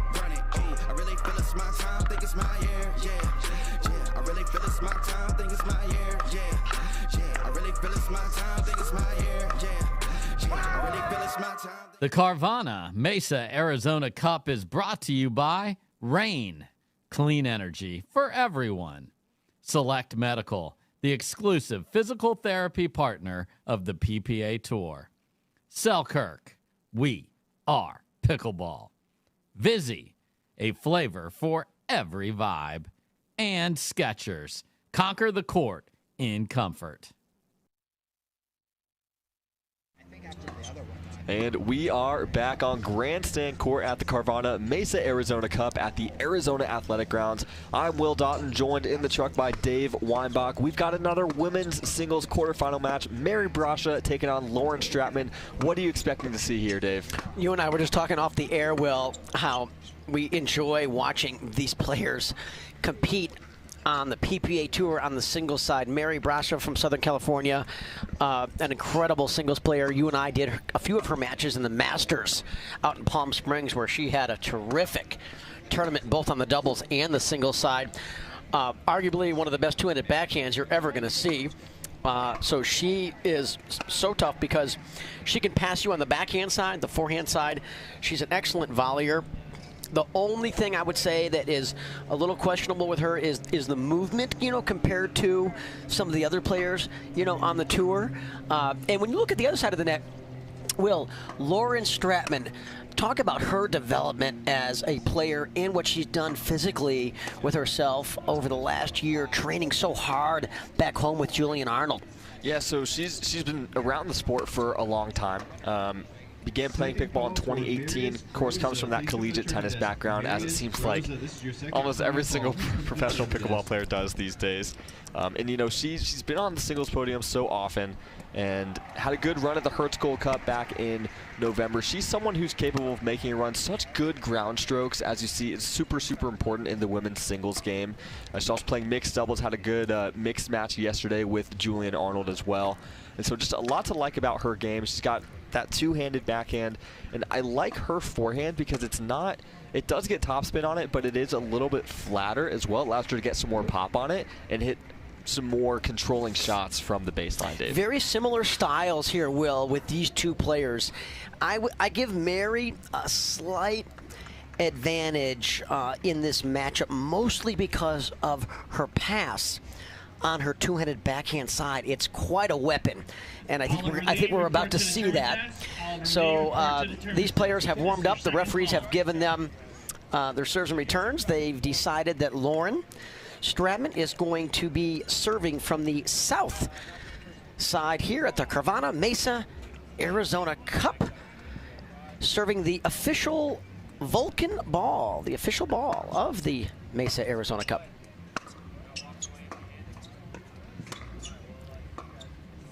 You see right there, just Lauren Stratman just stepping into that forehand super, super flat.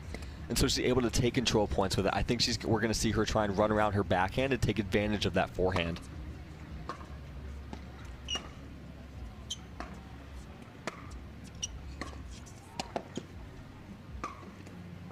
And there's the two-handed backhand that we were talking about with Mary. I think she actually prefers that. We just saw Connor Garnett on the men's side, I think, prefers his two-handed backhand to his forehand. Brasha's the same way. Oh, that's a great passing shot there by Lauren. Gets the angle on that backhand. So tough to keep that volley in if you're in that position from Brasha.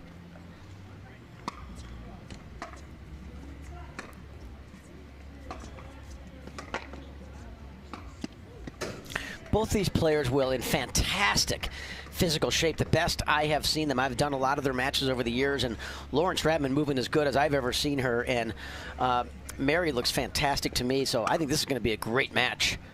And that forehand return gets a little bit greedy, sails long, so we are all tied up here at 1-1.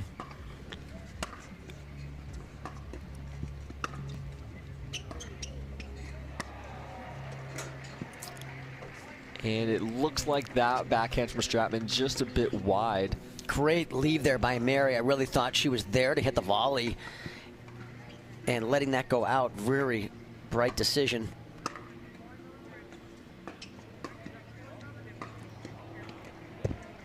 Oh, and the court was open. Brasha frustrated with herself, knowing she had a great opportunity there.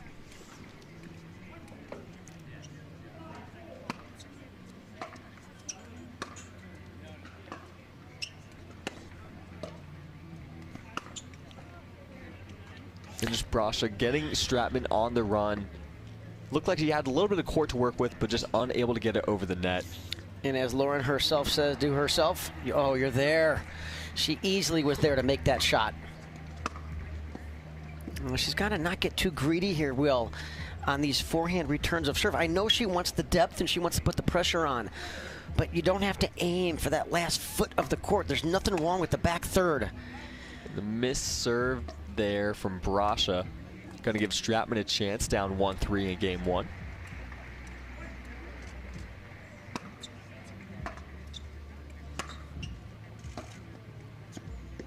Really good return there by Lauren. There's the depth we were talking about, right, Dave? Exactly. And she followed in with coming to the line, and that adds to the pressure of the server's passing shot. Let's see if Mary stays back here. Here she comes. And we see it there. She came in off the return. Like you said, Dave, adds a little bit more pressure on the server to hit a stronger third. I just love watching Mary Bratch's two-handed backhand. She very rarely misses it. And she can go any direction. And that shot on the run from Stratman just a bit long. Brasha with a 4-2 advantage here.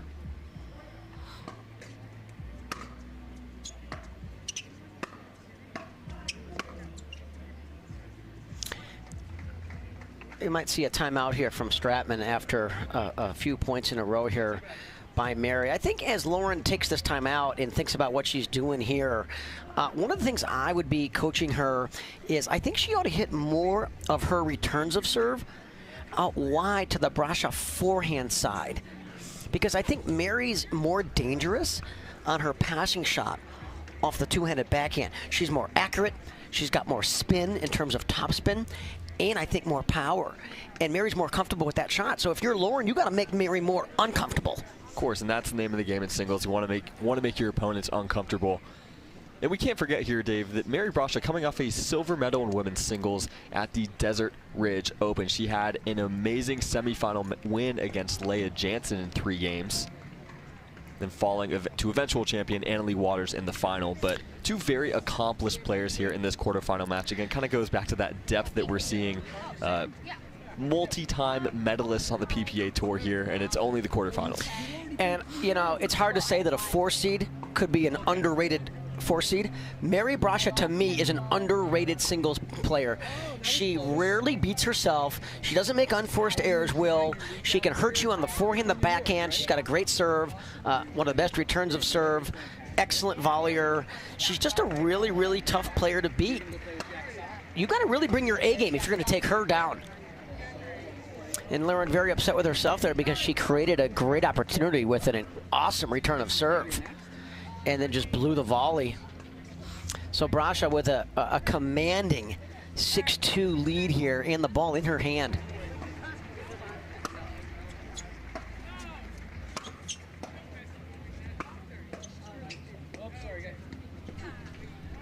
And Stratman made her way into the kitchen there. It looked like she was going to be able to kind of turn the tide, get on offense, just unable to get the ball over the net there. Some good defensive volleys there from Brasha. And Stratman staying back here. I think that's a mistake. You had a good deep return down the middle. I think you got to come in and put pressure on your opponent because they don't have much of an angle to pass you anyway. So I think you got to move forward after you hit a really good deep return down that tee.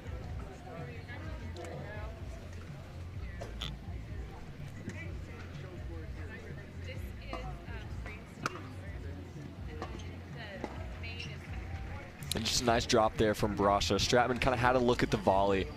And Lauren very rattled right now, Will. We've seen 3 or 4 very uncharacteristic, unforced errors from her off that volley, and that's a huge strength of her game normally.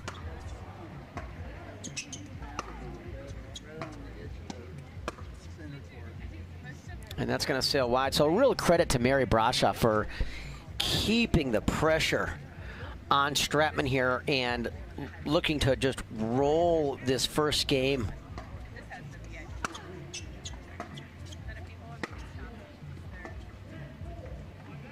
You know, if you're Brasha, this is what you want, a game that doesn't take too much out of you early on here. You know, Brasha's also playing women's doubles with her sister later today.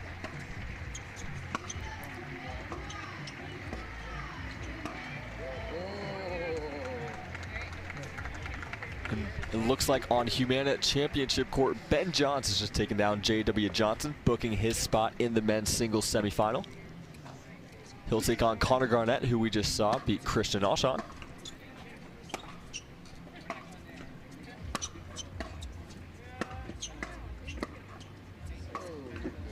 There's that two-handed backhand you were talking about from We've been Brasha, talking Dave. about this all game. This is Mary Brasha's strength, is this two-handed backhand. And she can go any direction with it, Will.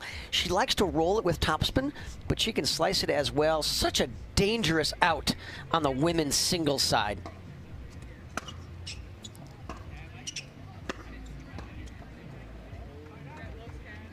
And that one going into the net from Brasha.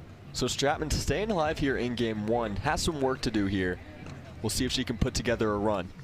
Really impressive performance here by Mary Brasha.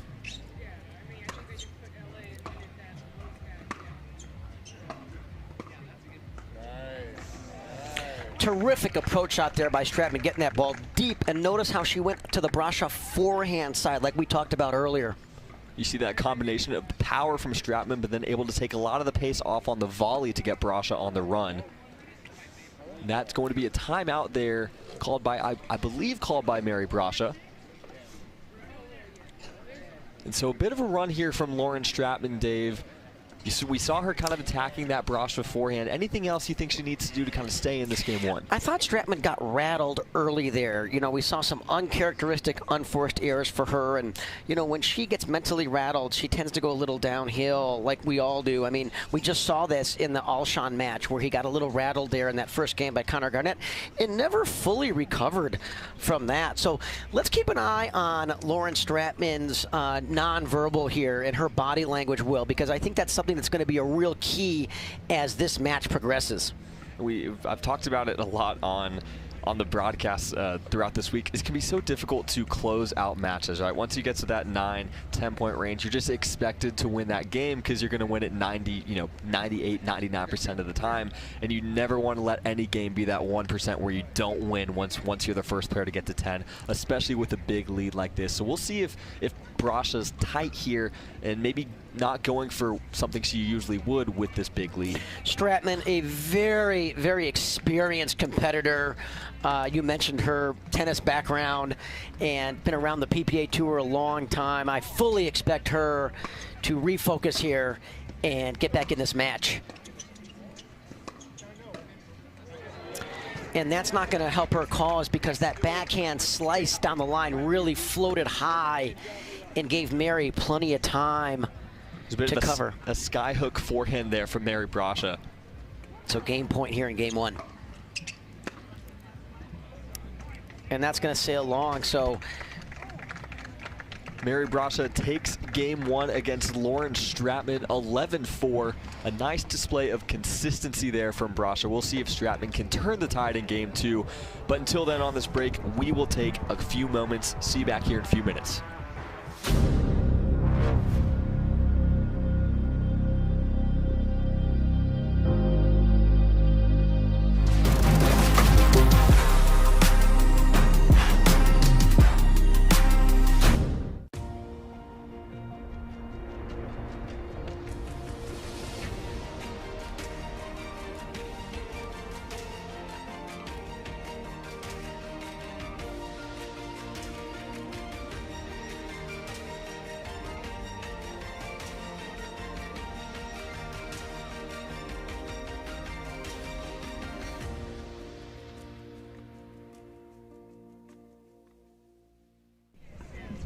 And game two here about to start in this women's singles quarterfinal at the Carvana Mesa Arizona Cup.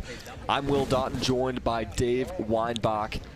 We just saw Mary Brasha take game one 11-4 over Lauren Stratman.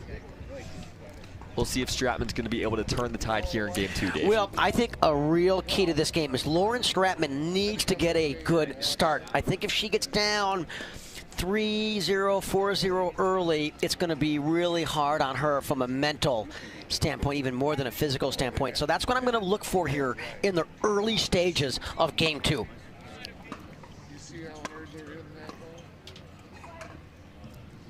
And that one just a bit wide there from Stratman. She was able to get to the kitchen off the return, so we'll see if she continues to try and be a little bit more aggressive, hit a few more volleys here in game two. Just couldn't quite keep that one in the court.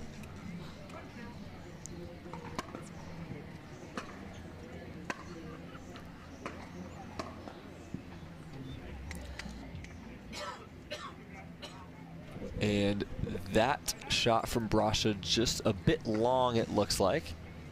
Looks like the ball rolled under the chairs. So the players can request a new ball, and the referee will give her a brand new Vulcan ball, the official ball of the Carvana Mesa Arizona Cup. Also, Vulcan, the official paddle of the Mesa Arizona Cup. Correctly called wide there. So again, you can see Stratman a little frustrated with herself right now, Will.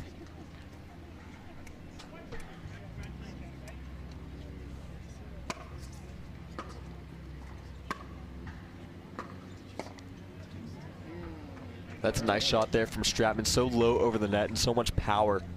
And dipping with topspin, and that makes that volley even more difficult when that ball is dipping with a lot of topspin.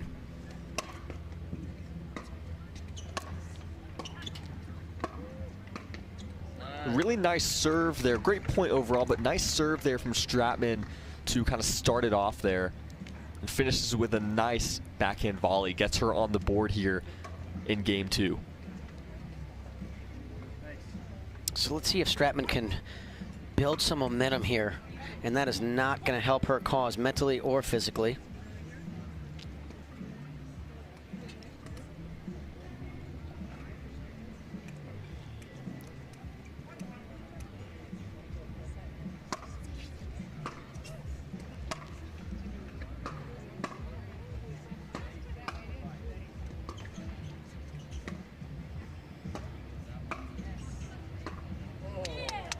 Great point from both players. Really good movement from Stratman on the baseline, trying to move Brasha around the kitchen. And just like too good of an angle there from Brasha, getting Stratman on the run, unable to hit that down the line forehand.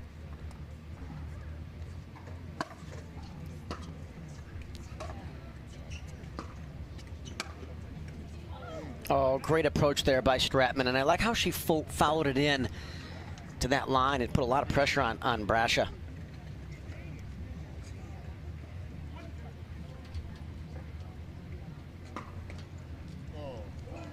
Second missed serve here in game 2 we've seen from Stratman. And I really think, Will, that's more of a mental issue than it is a physical issue. So let's see if Lauren can refocus here and have a really competitive second game. Oh, beautiful backhand stab volley there by Lauren Stratman. Looked like Brasha had the angle with the Tui, but just a bit wide there. That's a big side out for Stratman. We'll see if she can tie it up here in game 2. Still early, no big advantage yet. And that's the serve that Stratman's been looking for. It looked for a second like it might fly long, but just inside the baseline. That's the serve she wants every time there.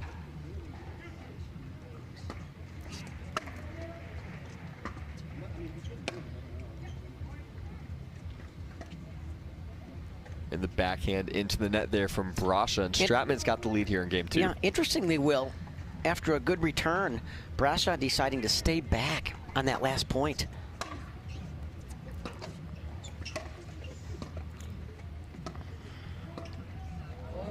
Oh, and it clips the tape and does not come over. Stratman cannot believe that ball didn't come over with the topspin it had hitting the top of the tape. The net not so nice in that moment to Lauren Stratman.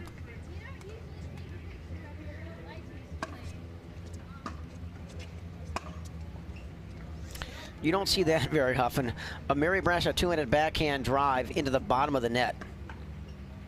Trying to get at least one repetition as she sends the ball over to Stratman.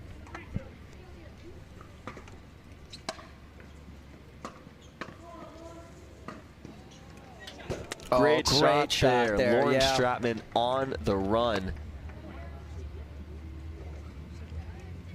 Terrific court coverage there by Lauren, and she didn't overhit that forehand. That's the mistake a lot of players make, is they overhit those forehands, and right on cue, Lauren went for a little too much there, a little too greedy. But so she does have the advantage here in game 2. Yeah, this is the start that Lauren needed. You know, we were talking on that timeout, Will, that Stratman had to come out and get a good start in this game too early on, or I think she would be mentally deflated.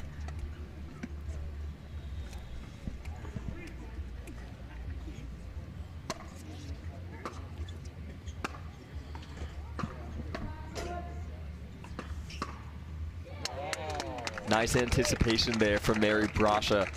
Just read that Stratman was going to go backhand for the second shot in a row. Able to get in front of it. And she ties it up at 4.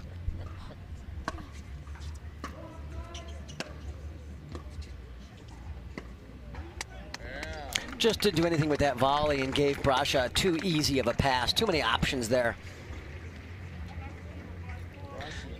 That'll be a timeout there called by Stratman after Brasha takes a 5-4 lead here in game 2. We'll be back very shortly after these messages for the rest of game 2. Imagine that becoming energy producers would be as easy as biting into an apple. Imagine water that is pure and inexhaustible, recycled and accessible everywhere in the world. Imagine the world of tomorrow, sustainable and desirable.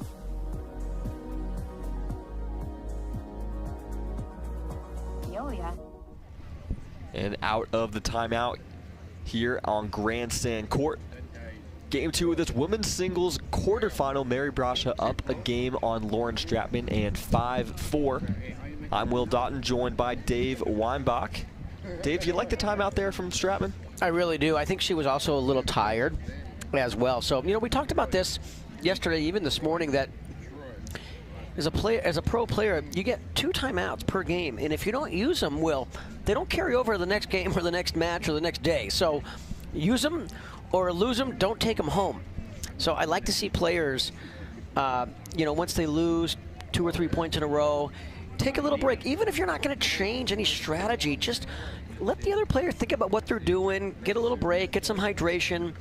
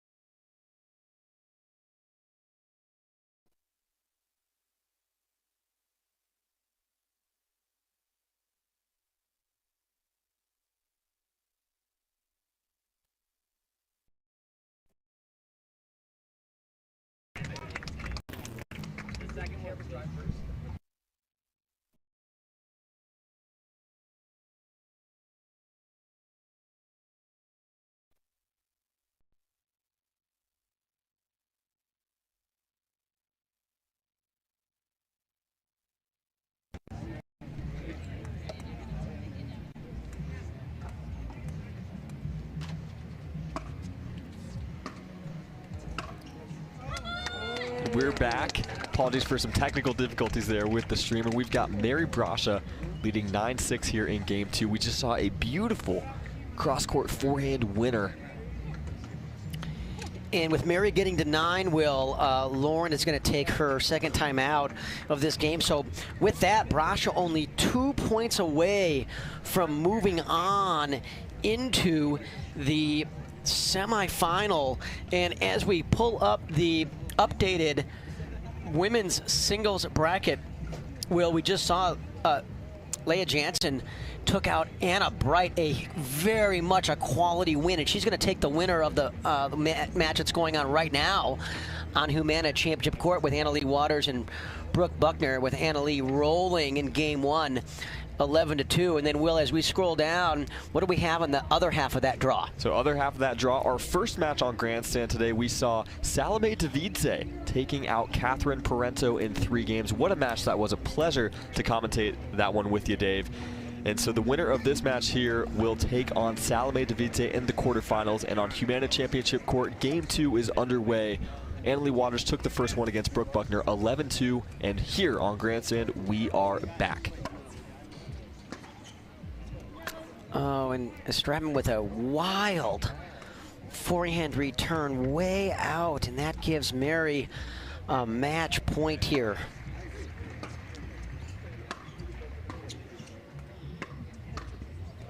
Oh, great cut coverage there by Stratman. What a way to save a match point. We'll see if she can go on a run to stay alive in this quarterfinal match here.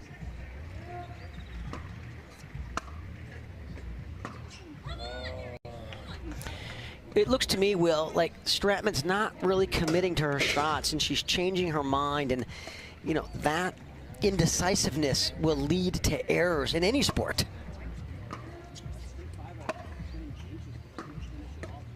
Oh, that's an amazing backhand down the line, inside out, with the ball slicing away from Brasha, not able to catch up with it. So Lauren's got the ball back in her hands. I think right now, Will, Lauren Stratman has to get to 8 points on this service, and it's not going to happen for her. Just players trading side outs here with Brasha on match point. We'll see who can hold their nerve here, make the next big move.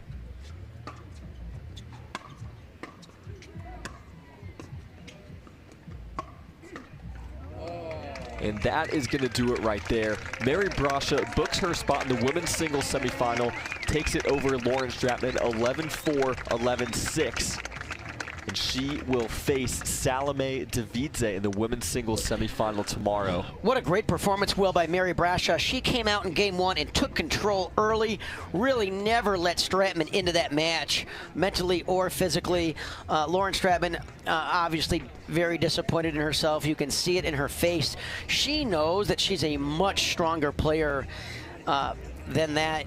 Lauren, a wonderful singles player, and I think a great doubles player too. You know, she's been playing a lot of doubles with Julian Arnold, and they've become a very dangerous team on the mixed side of well. And Lauren will recover from this, and she'll be back, mark my words, an intense competitor. But Brasha moving on into the semi-finals, where she will take on Salome Davidze, who we just saw took out the number 2 seed, Catherine Parenteau. So far, what an incredible day we are seeing here at the Carvana Mesa Arizona Cup. We've been super fortunate, Dave, just to be able to watch some of these matches, and boy, do we have a treat coming up next. More men's singles. We've got Jack Sock, tennis phenom, making his way into the pickleball realm, taking on the 17-year-old qualifier, Kaysen Campbell.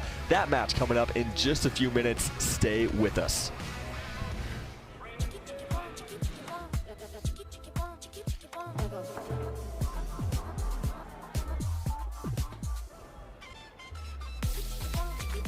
Follow your vibe. Busy. Flavor for every vibe.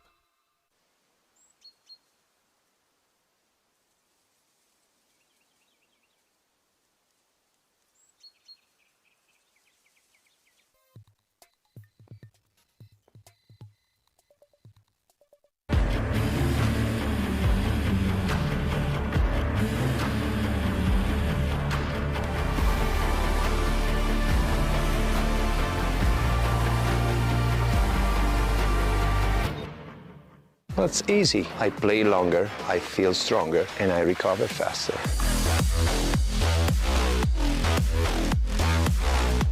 It's a must, it's effective, and it's stylish.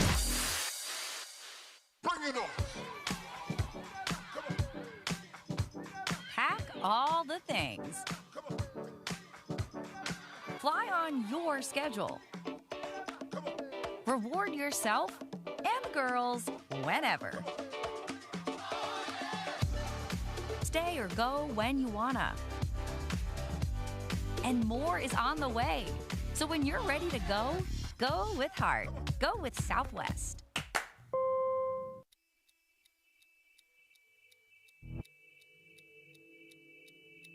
Play hard for fun. To win. To live. Whatever your play, there's Penetrax Joint and Muscle Cream to let you play on. Deep penetrating relief without greasiness, irritation, or unpleasant odor. Inspired by nature and 100% guaranteed. Try Penetrax and play on. When the game gets intense, don't let residue ruin your play. Reset, the ultimate solution to bring back the grip, spin, and control to your carbon fiber pickleball paddle. Say goodbye to caked on gunk and slippery surfaces, and say hello to a paddle that feels brand new. Backed by science and made with love by passionate pickleball players just like you. Experience the Reset difference today. Reset. Play hard, play clean. Typical insurance for every senior. Ever notice how seniors and health insurance commercials all look the same? Because all of these companies see us the same. But not Humana. They see me. Humana. Great things happen when good friends get together. So grab a glass, amigo. Our tequila is your tequila. Our casa is your casa. Typical insurance for every senior. Ever notice how seniors and health insurance commercials all look the same? Because all of these companies see us the same. But not Humana. They see me. Humana. Big it up, big it up. Yeah.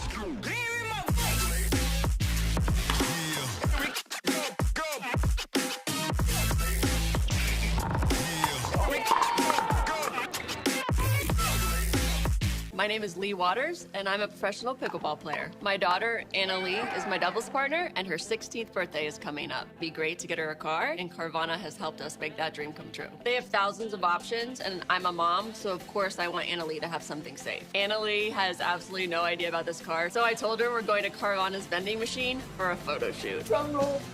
I think this belongs to you. Oh my gosh, what? Happy Sweet 16, Anna Lee. Experience it for yourself at Carvana.com.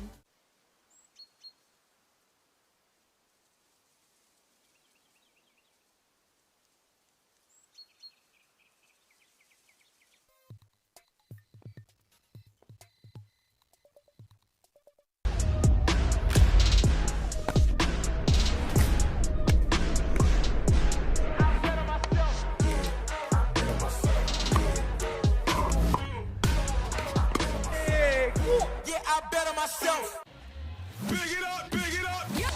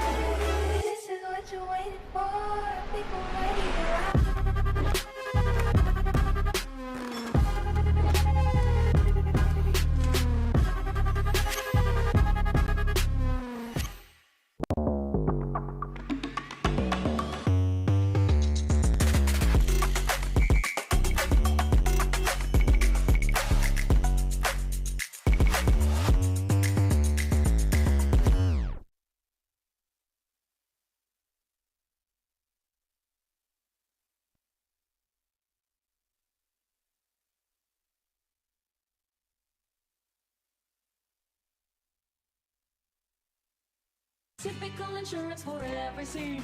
I'm not actually a stereotypical senior. I just play one in cheesy health insurance commercials.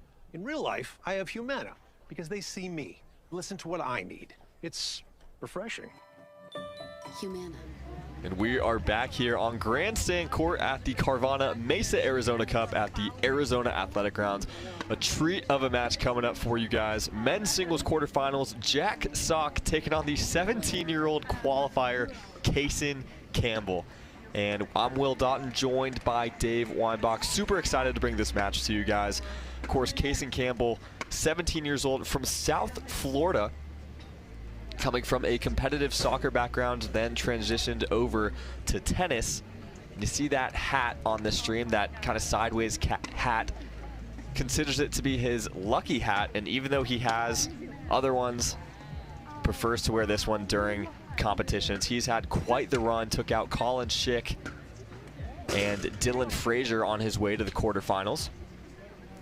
Super excited for this match to get underway. And funnily enough, David, the way that Kaysen Campbell got into pickleball was actually when his mother just gifted him a pickleball paddle just randomly, and then he immediately fell in love with the sport. So super excited to see this kid play. Yeah, as we all do, Will. I mean, when people ask me, why has pickleball exploded the way it has, I give them 4 things. I say, number 1, there's no barriers to entry. It's so easy to get started. It's not like golf where you pay $1,000 for, golf clubs and make a tee time and have a 5-hour time commitment. Pickleball is so easy to get going. There's new courts going up every single day. The average paddle is $80. And it's so fun. It's entertaining. It's very social. It's a great source of exercise, great cardiovascular exercise. You make new friends. So I can see why that happened to Kaysen Campbell. And I watched him play yesterday when he beat Dylan Frazier. And tell you what, Dylan never beats himself. So you got to play really well to beat him. Of course, Jack Sock with a big win yesterday over McGuffin on center court. Jack Sock has been making waves in pro pickleball ever since he committed to the sport full-time. Obviously a highly, highly decorated tennis player. Yeah, Jack with over $11 million in career earnings. What a number there from tennis. And the players, 2 quick shout-outs here to start this match. Love Jack's attitude about people and pickleball, and he's just having such a great time with it, Will. And that's correctly called wide. The thing about Sock is, everyone knows you got to get the ball to his backhand, but he's so quick, he can run around almost every one of those. And nice drive there from Campbell. Gets him on the board first in game 1. Kaysen Campbell can really hurt you with his 2-handed backhand passing shot and his forehand. So he's got a lot of weapons. He's got amazing footwork. He's super quick. People think Dylan Frazier's quick, and he is. Kaysen Campbell was out footworking Dylan Frazier yesterday. And there's that forehand from Jack Sock. Stays on the inside of the line, even though Campbell even went for it too. What a knotted up pass. in 1 here. Wow. So I think if you're Kaysen Campbell, you can't return the ball to Jack Sock's forehand. If you do, you got to get it in the corner where Sock has to be on the move. He should be returning it to his backhand or deep in that corner like that. Those are his 2 options. If I'm coaching Kaysen Campbell in this match, Will, on the return of serve, you really have 2 options. You either got to get the ball or try to get the ball to the Sock backhand, but he runs around it a lot, or go wide to his forehand and get him on the move and get him out of position. And that's going to sail just wide on that inside-outside forehand pass. You saw him go to the backhand of Sock there, but Sock was already in position to run around it. And Campbell had the shot he wanted, hit a great third, and was coming into the kitchen on the 5th. Yeah, he got a little excited there, seeing a high forehand, and very normal reaction when you're playing Jack Sock.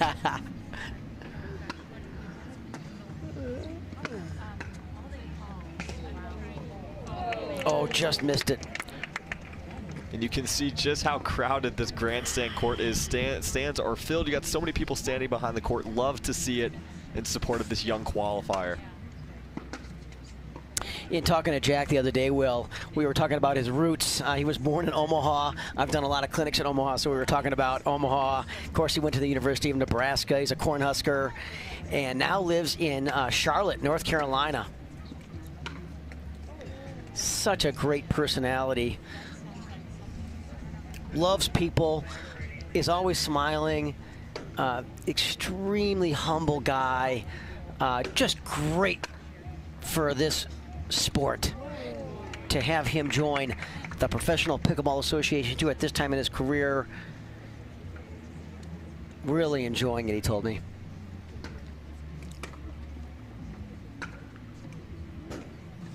And that's correctly called wide. Missed it by about a ball. You can just see how, with how good of athletes these two players are, just how small the margins are that you have to play with.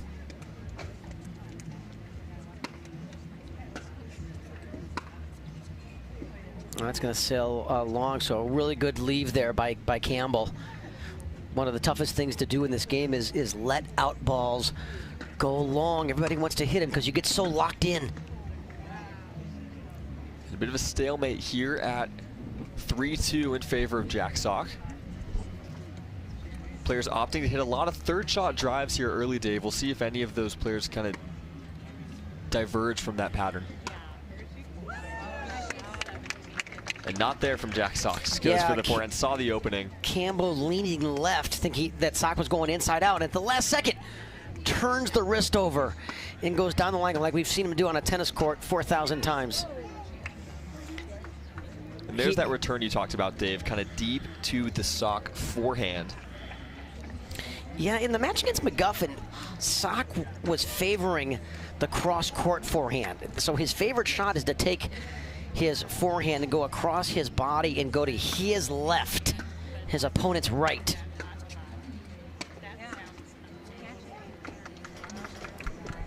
And a couple airs there from Campbell.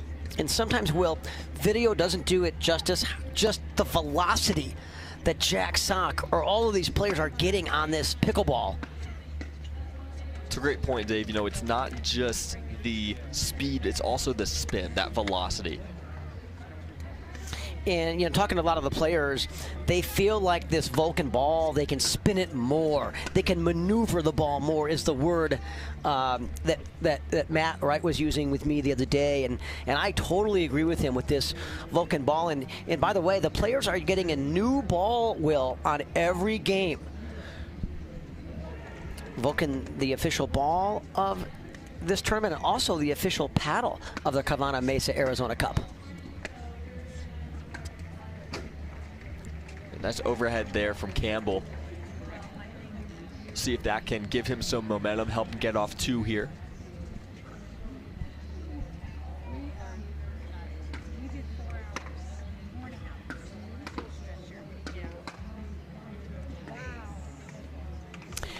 Campbell stopped on that ball. He really thought that the Sock volley was going to go wide, but it does clip the line, and another ball lost under the bleachers. Jack wants that ball back. Jack is up 6-2. He wants to keep this ball, but he takes a quick peek, can't see it, says, okay, we'll go with this new one. Thanks, ref. Love it. And that's going to sail long, getting a little greedy on that return. So that gets Sock to 7 here. Of course, this is 2 out of 3 games to 11 points, win by 2.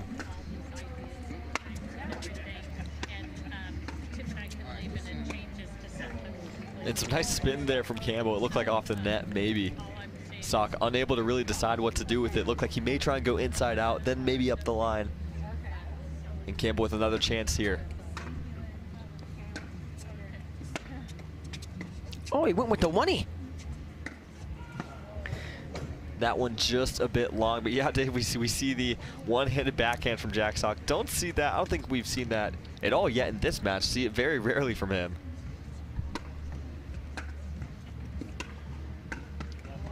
Boy, I love Campbell's return of serve on this backhand. I absolutely love how, watch how he really accelerates into the ball and gets every ounce of his body weight and momentum going forward as he contacts the ball. That's how you get more power, folks, and more depth. And the angle there from Sock. Just the second the ball gets a little high, he's going to be able to put it away. So much pressure he applies at the kitchen line. Yes, with that deep volley made Campbell that time actually move back as he hit that ball because of the Sock's depth of his volley.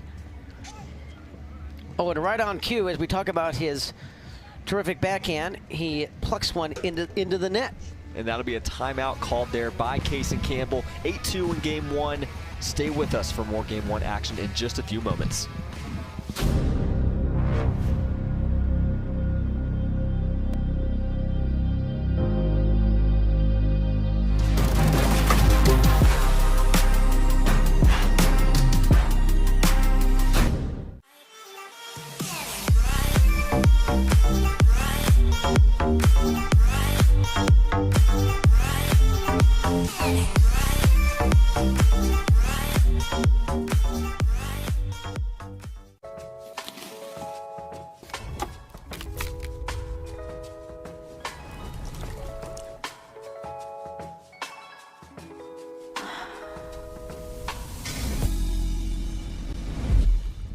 And back in this game one of the men's singles quarterfinal, Jack Sock leading Case and Campbell, the 17-year-old, 8-2. Dave Weinbach, what are you seeing here in game one? I really like how Jack came out and was super aggressive, took control early.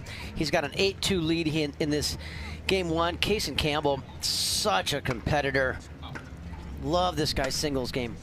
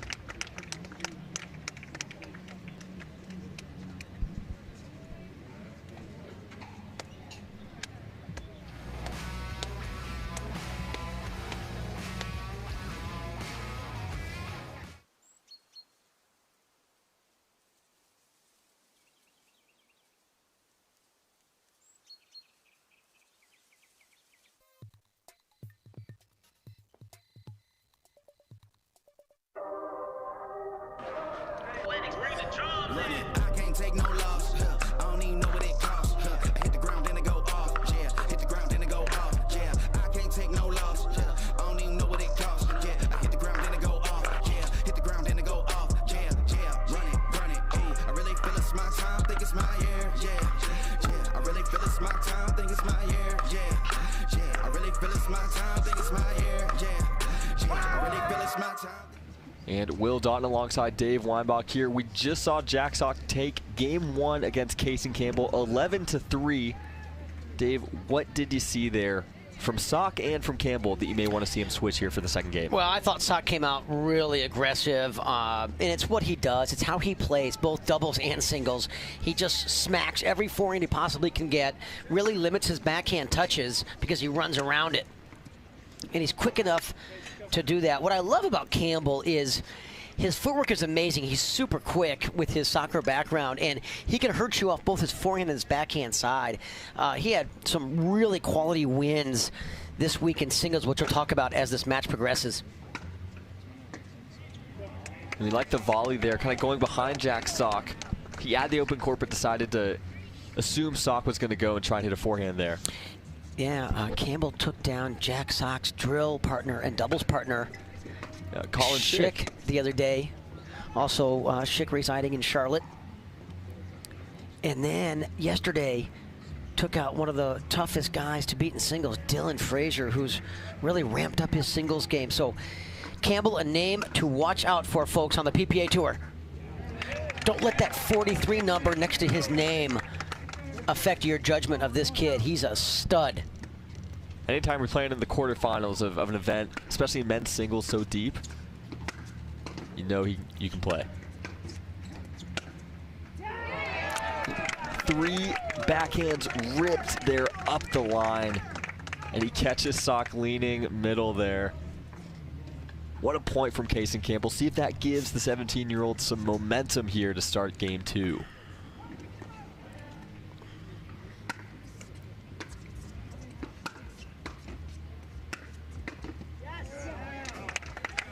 And you hear him kind of celebrating that point, knows how important it is getting off to a hot start here is in game 2.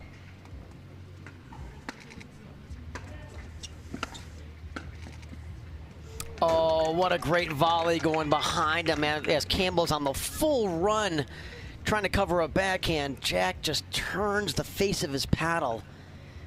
Goes inside out with that. So 0-2 here in game 2.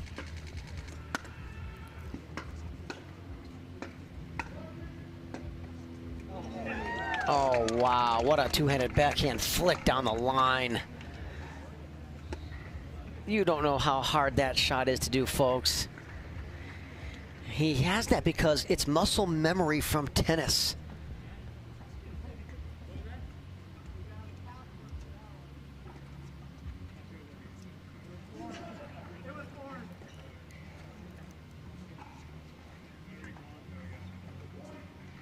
Referee's going to recall the score here.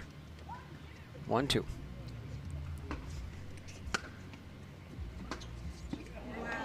And 2 great shots on that point. A wonderful return there from Campbell, so deep. But then Sock able to create the angle on that forehand. I mean, Campbell hit the best return he's hit the whole game. And Jack just flicks a forehand cross court for a winner. Oh, Sock got the ball he wanted, ran around that backhand. He loves that little forehand flick down the line. This match heating up here in game 2. Some great shots already.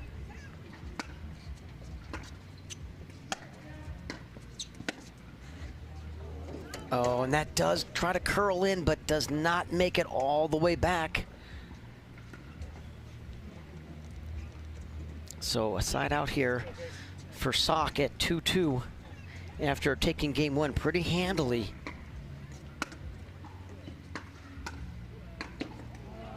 Yeah, Campbell hesitated whether to hit that volley or not. I thought it might have been going long. And he got a little late and then just didn't get anything on the volley, and then easy put away by Jack.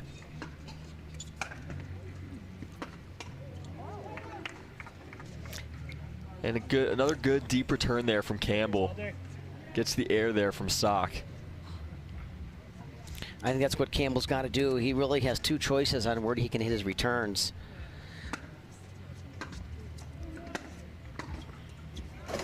Wow, that time Sock anticipating very well, reading the face of Campbell's paddle going down the line, and an incredible forehand volley.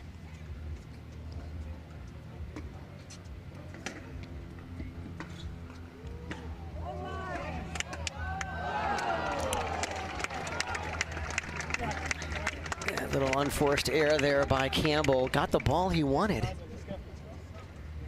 That's going to give Sock a 4-2 advantage here in game 2.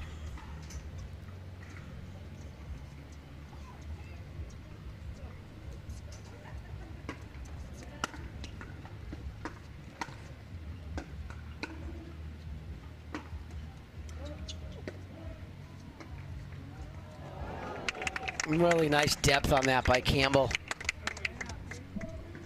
It's so easy when the ball hits off the net to kind of freak out and maybe miss that next shot, but just well done to keep it in the court but get it deep enough as where Sock couldn't be on the offensive.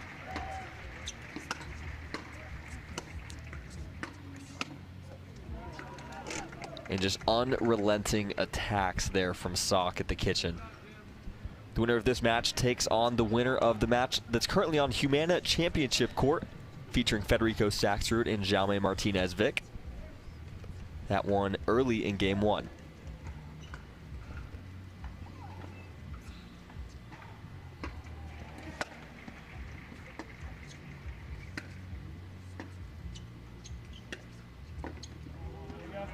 Yeah, I really like the choice that Campbell made there. He saw Sock starting to move in a little bit, and he rolls it right to his left foot.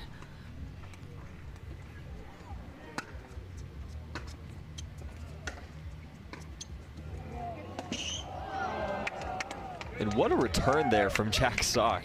Right in the back corner, and a great third from Campbell. But again, just an even better shot there from Sock. Just too good.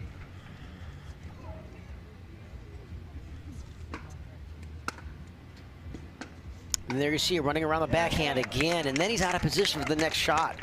So I think if you're Campbell, that's the spot you got to put the return. Or if you see Jack cheat over too much after he serves, then go out wide to his forehand. Those are his two choices. And there's a freebie there for Carson. So that gets him to 3. So he's right there here in game 2. And almost had the third shot drive there. You can hear Campbell after every point he wins. He's trying to pump himself up, get him motivated. He knows that there's an opportunity for him to win this game 2 while it's still so close.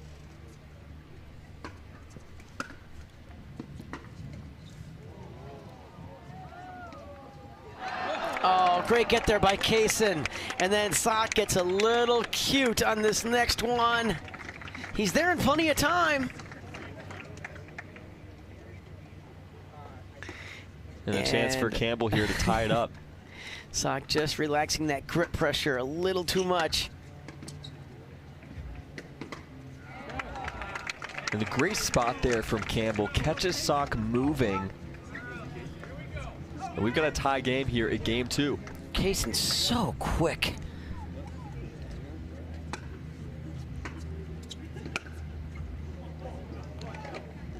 And that one just a bit wide from Campbell. Sock gets the side out before Campbell can take a lead here in game 2. We saw that same shot earlier today where Campbell drove it in and it curled in. This one stays a little wide. So we can see now where Campbell is targeting his returns of serve. He's aiming just to the left of the Sock left side of his body. And then he knows Sock's going to run around the forehand, but then it opens up the court for his next volley. So let's see if that trend continues.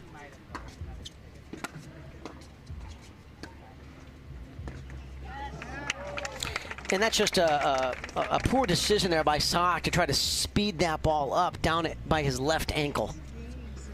And all of a sudden here, Kaysen Campbell's got the lead.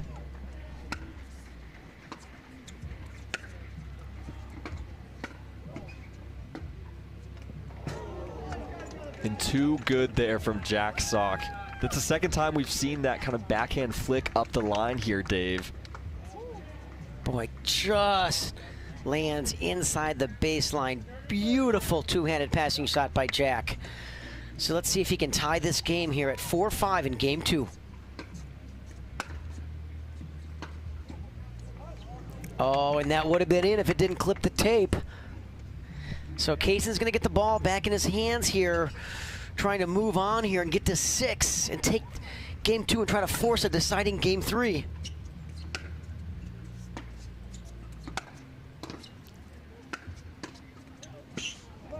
And really great anticipation there from Sock, seeing that Campbell was going to go back up the line with that backhand. He just stood there, hit the forehand. Jack's so fast. I mean, with all of his years of tennis, he plays on this pickleball court, and he probably feels like he only has 8 feet of ground to cover because he mostly played singles in his tennis career. And that's going to be a timeout there called on Grandstand Court. We'll take a timeout here too. Stay with us for more Game 2 action.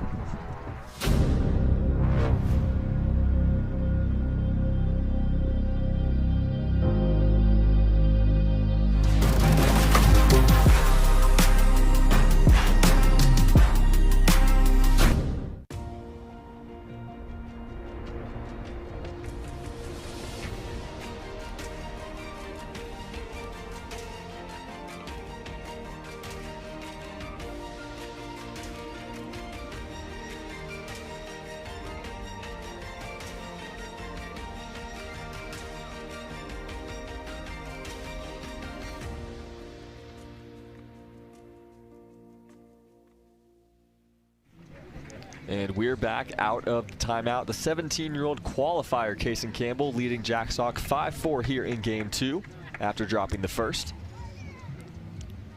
A wildly entertaining match here.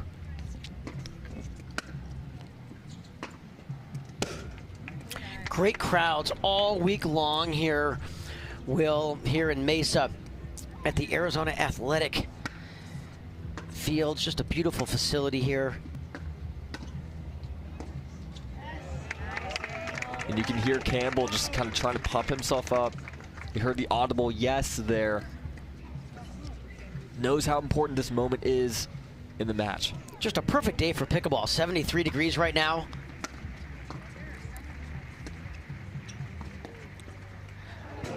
Oh, and he curled it in. I thought there was no way that ball was going to come down. What a shot. The backhand flick from Jack Sock. And we talk so much about his forehand, but showing us today that we should talk about the backhand too. Give that some love. That wasn't an around the post. That was over the post.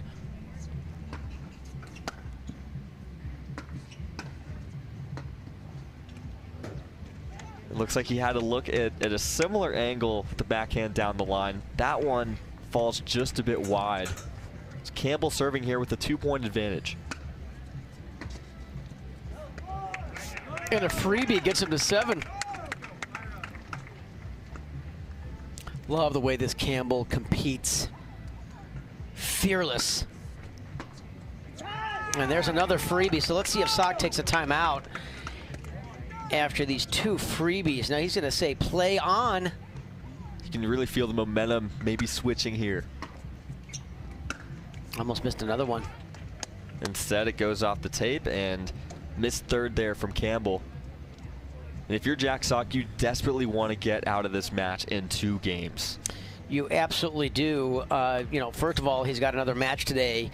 And second of all, when you go to a third game, Will, anything can happen. You just cannot put that variable into the equation. So he very badly wants to take this game 2, as does Federico Staxrud, who took game 1 against Jaume Martinez-Vic over there on Humana Center Court. That's correctly called long. So we are at 4-8 here in game 2. What incredible matches we've had all day long here on the Grandstand Court, Will. Seen so much good pickleball. And we have not seen much of that from Kason Campbell in missed returns and unforced errors. And right on cue with the announcer's curse, and that's going to get Sock to 6.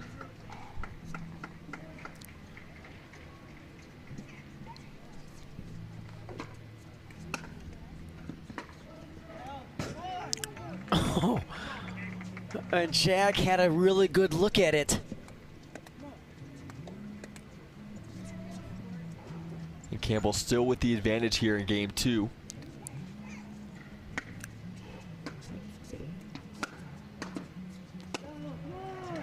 And that volley sails long. So that's going to get Campbell to 9. Within 2 points of sending this one to a third game here. And Campbell says to himself, let's get this one right here. And that is one way to do it off the net cord. So I think Sock's probably going to call a timeout here. I thought he should have done it earlier.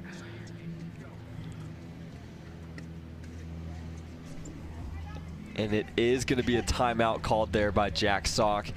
And what are you seeing here from Kaysen Campbell, Dave? He's been able to gain the advantage, the upper hand here in game 2. We talked about what a fierce competitor this guy is, and he's just also relentless. I watched the match when he beat Schick, who is a singles phenomenal talent. And, of course, everyone knows the kind of quality player that Dylan Frazier is, both on the doubles and the singles side. And this kid Campbell, I don't care that it says 43 or 3 or 103 next to his name. This kid is an absolute star. I'm so happy to see him on the PPA Tour. And he's also such a personality. We walked in together from the parking lot today, and he's such a neat kid.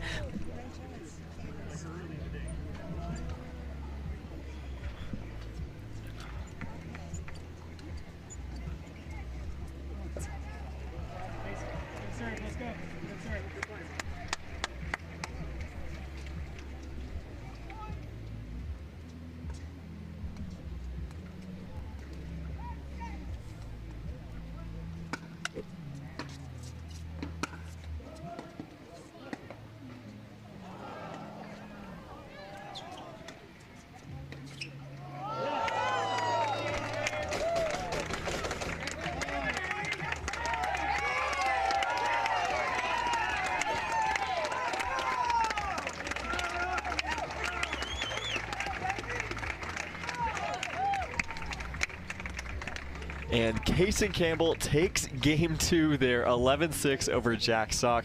I know, Dave, you were saying you'd walked in with him from the parking lot this morning. Tell me a little bit about this kid's personality. He's such a character, you know. You can tell by some of his mannerisms on the court, but off the court, he's the same guy. And you know, we talked about Jack too. Is just a happy-go-lucky dude. You know, these guys are just happy to be here. You know, they love pickleball.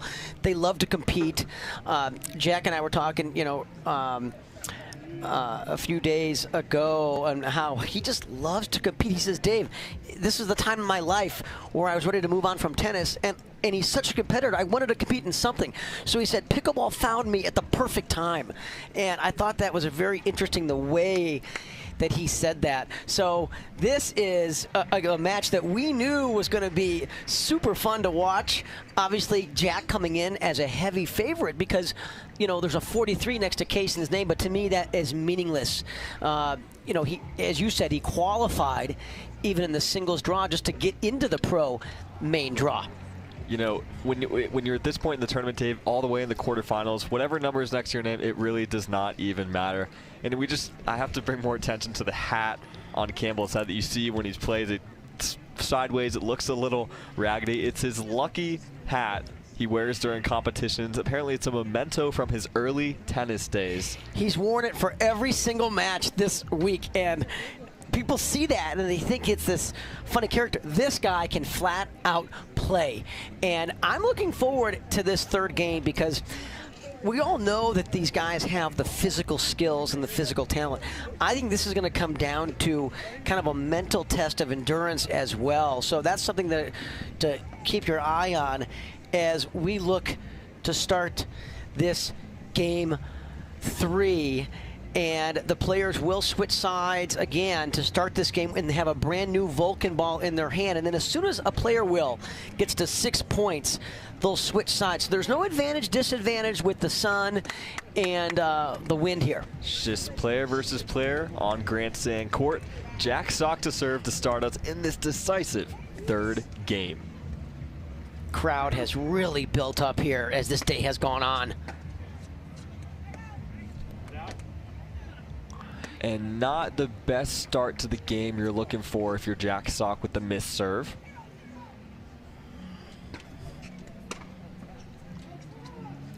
And a missed return, so we were talking about that mental strength here. It looks like Jack coming out a little bit relaxed, a little unfocused here. 2 unforced errors to start.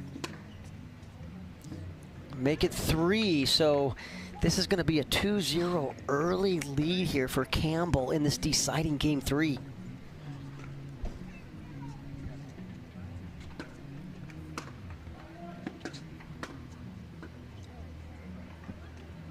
And that's a point that Sock needs there just to kind of stop the bleeding, get the serve back. He's down 0-2, but that's a very manageable deficit.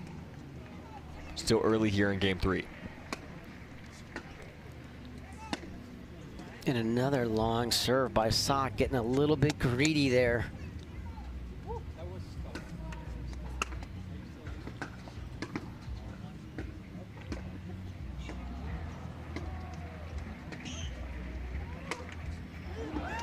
And of course, Sock with probably the best overhead we have in the men's game, as his mixed doubles partner is watching from the sideline there with Catherine Parenteau cheering him on. They will compete, I think, later today. So Jack trying to get on the board here. Wynn had the opening there on the cross-court forehand, just unable to get it over the net. That's just good pressure applied there from Campbell, showing early on that this moment is not too big for him. And another unforced error there by Sock. So it looks like Campbell coming out strong here to start in the early stages of game 3. Oh, and he had Sock leaning to his right. I love the play there from Campbell. Such a good idea going behind him. Just tried to roll it, but didn't quite get enough on it. And if you're Sock here, you desperately want to get off 0. Just give yourself some sign that you're going to be able to play your game. Runs around the backhand. And just a little long there on the forehand. Seeing a lot of forehand errors here in game 3 from Sock.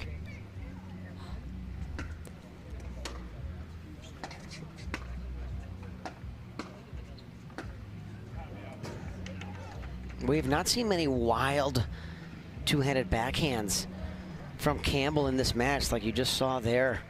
Credit to Sock for forcing the issue there.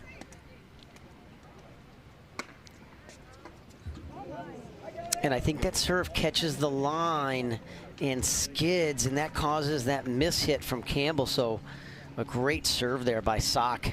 Gets him on the board here in game 3. Still a 2-point deficit for the number 17 seed.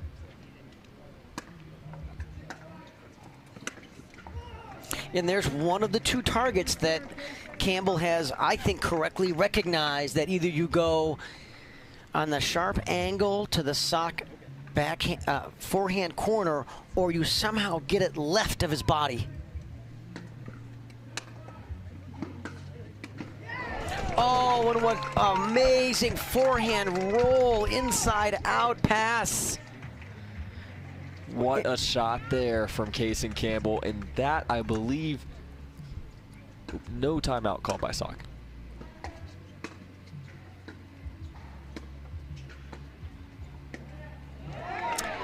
Oh, Jack got exactly what he wanted and just flicked his forehand into the net. There's really no reason to bring the net even into play on that shot because he had his opponent on the baseline.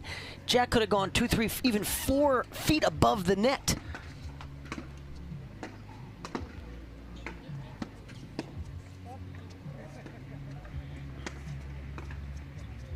He'll get it.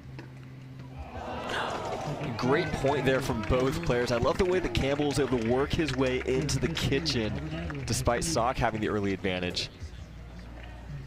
Now that's a big point. We'll see if Sock can get a few more points here before the side change. You want to get as many points as possible before that side change, even if you're not necessarily leading. I thought that was a huge side out there for Sock. Let's see if he can take advantage of it. Gets one there. Campbell got the ball he wanted. That's a backhand volley he's going to make 9 out of 10 times.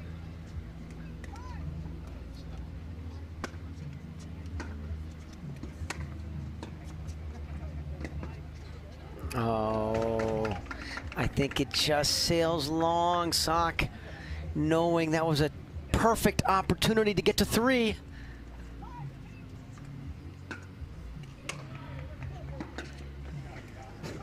That one a bit long, or a bit wide there from Campbell. So Sock's still a chance to close the gap here in game 3.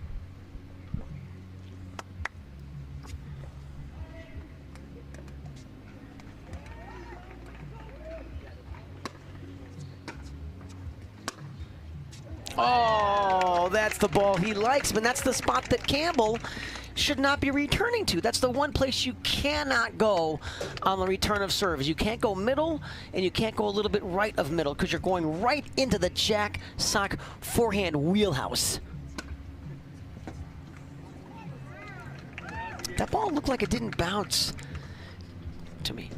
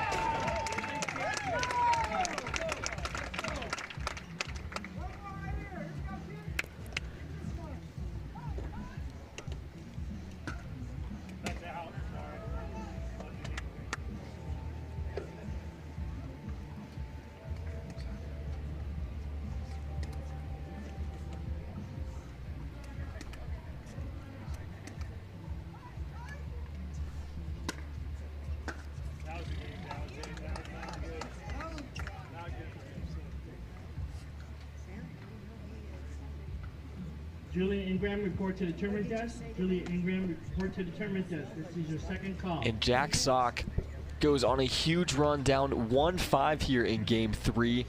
Makes it 6-5 on the switch over. The mental fortitude we talked about going into this game 3, Dave. How do you think he gained the advantage?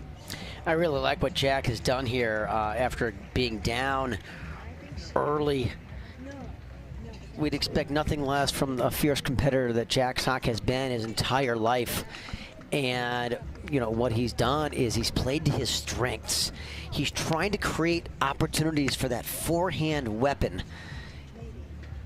And he's making really good decisions to me on when speeding the ball up and when to try to get, you know, into more of a cat and mouse game at the kitchen line. So Campbell's had a few wild backhands down the line that we didn't see much earlier there in that second game. So let's see if Kaysen can settle down here and get a big side out as Sock serves 6-5 in this deciding game 3.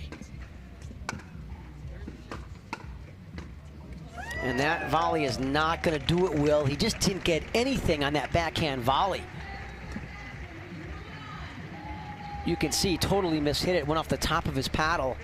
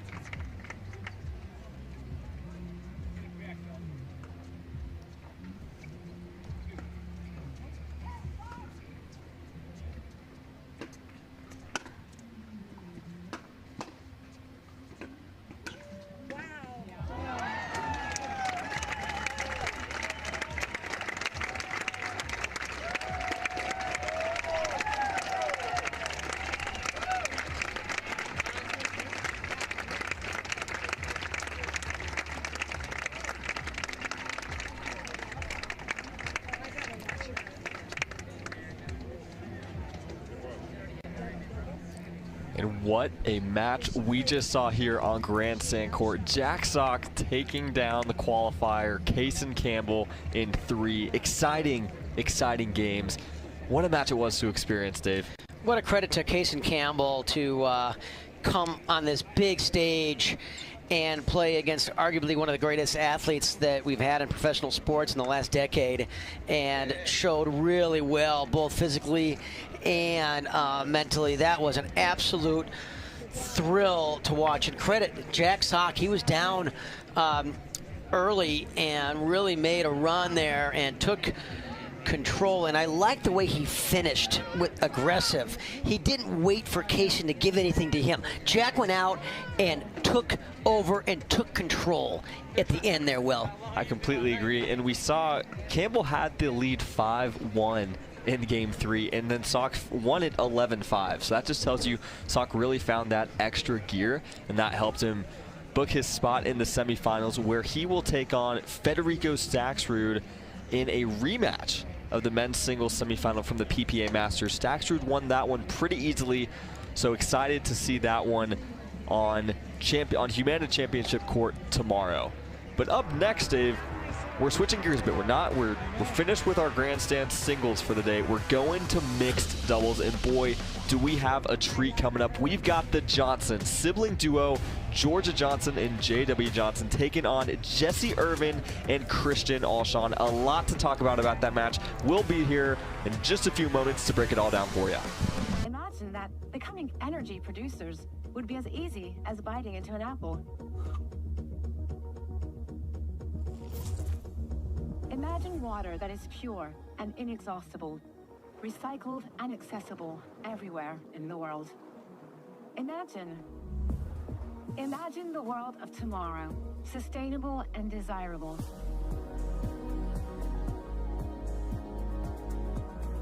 Veolia.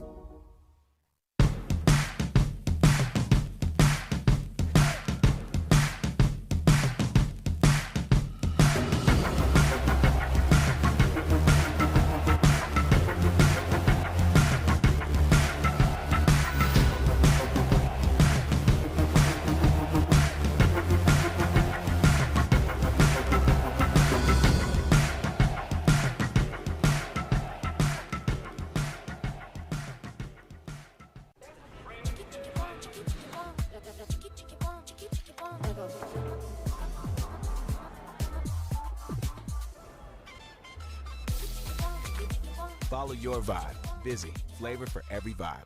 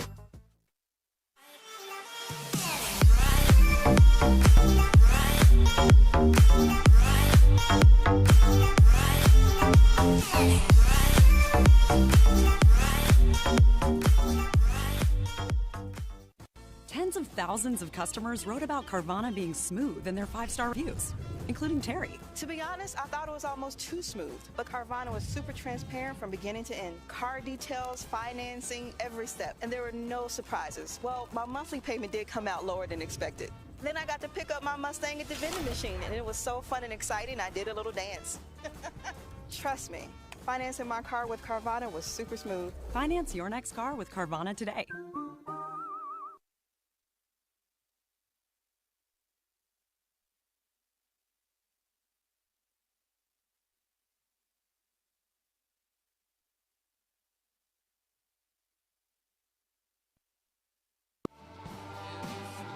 We made our own tequila, so we'd always have a reason to get together, so you'd always have a reason to get together.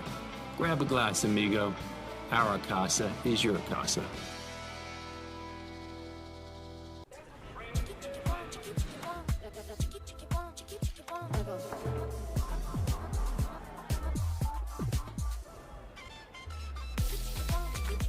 Follow your vibe. Busy. Flavor for every vibe.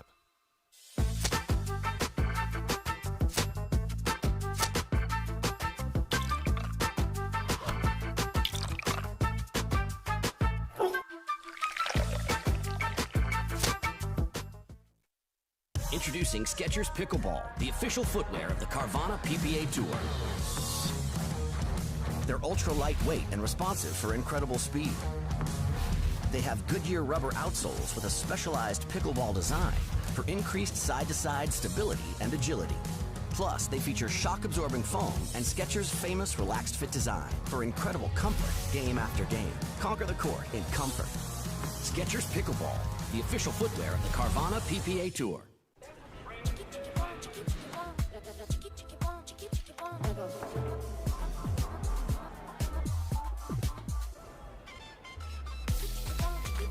Follow your vibe. Busy. Flavor for every vibe.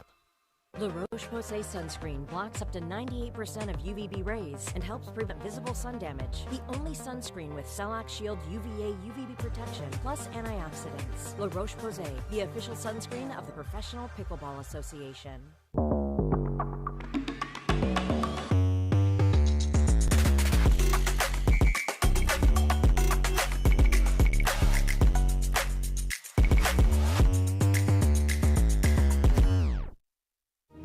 Every time someone tells you they vacation in the same place every year, it should really make you wonder, why? Travel like you mean it with IHG Hotels and Resorts.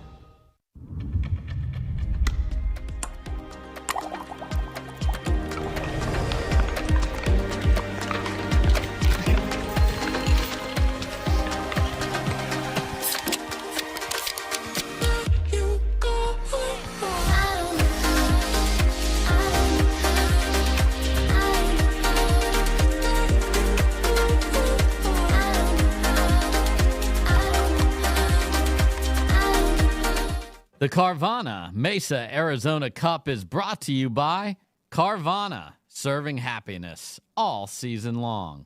Vulcan, the official ball of the PPA Tour. Baird, the official wealth management partner of the PPA Tour. Fila, to play like a pro, you need to dress like one. And Pickleball Central, your trusted pickleball experts. And we're back here at the Carvana Mesa Arizona Cup Grandstand court here. I am Will Doughton, joined by Dave Weinbach. We've got a mixed doubles quarterfinal match coming your way. We've got the number 4 seeds, J.W. Johnson and Georgia Johnson, taking on the number 8 seeds, Christian Alshon and Jesse Irvin. Dave, I'm super excited for this match. We know last year the Johnsons were the ones to take out Ben Johns and Leigh Waters. Super excited to see what they're able to do today here. Yeah, and they're so fun to watch. Well, I've had a chance to do so many of their games over the years. Georgia Johnson, in my opinion, one of the most improved women we have when you look at the top 10 women here on the Professional Pickleball Association Tour. We all know what JW is capable of, and you know what makes him such a dangerous mixed doubles player is he's so quick and he's so fast with his feet and his hands that he can easily cover 70-75% of the court. And what I like about J-Dub and mixed with his sister is he'll let Georgia play her side for a while. If he feels like they're picking on her too much or she's struggling with a certain aspect of the game, he'll come over and help her. If he sees that she's doing just fine on his own, he's fine just standing right there. So it's kind of interesting watching J-Dub play singles, and it's the total opposite with Alshon. Alshon wants to be super active. He's all over the court. He'll probably play 80 to 85% of his side, and it's not that he doesn't trust his partner. It's just his style, Will. That's a great point, Dave. This is the first tournament that Jessie Irvin and Christian Alshon are playing together, and I had a chance to speak with them after they won their first ever match together. Yesterday, they beat Lucy Kovalova and Matt Wright, and Jessie was like, look, yeah, I basically told Christian that he can take up as much court as he wants, and I will just be there to support and set him up for success. So contrasting styles here we're going to see. And that's exactly what you're going to see with Jessie, is she'll actually hang back off the kitchen line. And one of the reasons she does that is she wants to give her mixed doubles partner space. For a year, she played with Jay DeVilliers. I've seen her play with Ben Johns a few times. Of course, they're undefeated together. She's played with 5 or 6 different mixed men's partners, and they all have a similar attribute. They love to take over. They love to be active and play a lot of the court. So you're going to see 2 different styles here. And by the way, Will, I did Jessie Irvin's women's doubles match yesterday where she and Tina Pisnik played phenomenal right here on this grandstand court. So Jessie Irvin has come back strong after a little injury, and you know, we missed her at the Masters this year. It was the first time I have not seen her play the Palm Springs tournament, and she said she was getting over a little bit of an injury, but she is back 100%, played phenomenal yesterday, is back wearing some protective eyewear as well. I think this is a real danger team to advance all the way to the gold medal. Not 100% shocked to see the upset over Kovalova and Wright yesterday. We'll see how the match goes. Johnson's to serve. So and right away you're going to see Georgia attack Alshon behind and try to keep him honest, and Georgia can bring a huge amount of pace.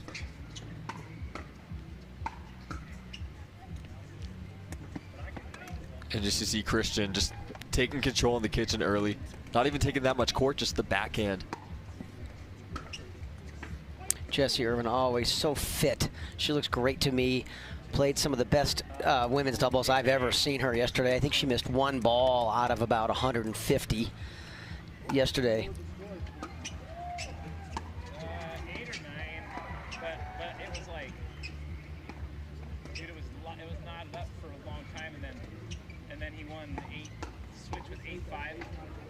You see Irving kind of trying to speed it up there at J.W. Johnson.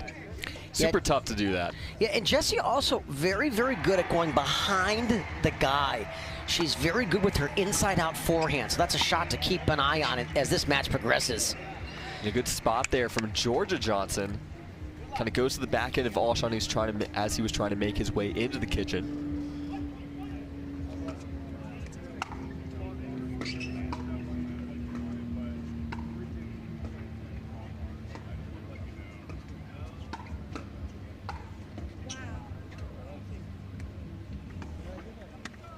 And you saw there, Dave, just how much court that Irvin let Alshon take.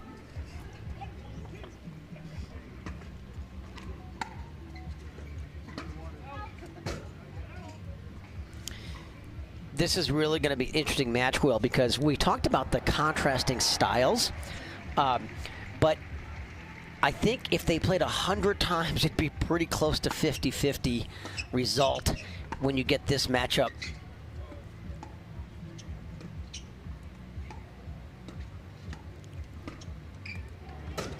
That's a nice spot there from Georgia Johnson. Yeah, you see how Georgia is all the way up at that line and leaning in? And the reason that's so important to be leaning in at the line is, number one, you can get the ball at its highest apex, which gives you a better angle of attack. Number two, getting the ball way in front of you, you take time away from your opponent. The overhead there from J.W. Johnson, just off the top of his paddle. Flies long.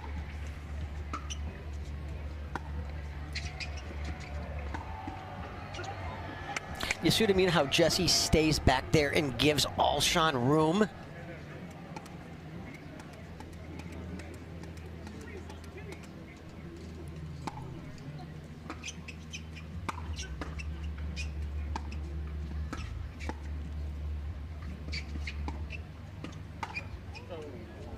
So Alshon had a good look at that one on the backhand. It's the third time already in this match that we've seen Georgia Johnson take that forehand, go inside out to the Alshon backhand and keep him honest, because she knows he's always going to be leaning hard middle.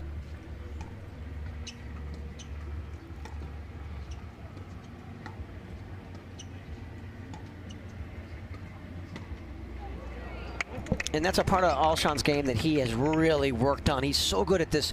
It's just one step, and he's there with the inside leg. And that's the key, folks, when you make that Ernie move, is you want to lead with your inside leg, not your outside.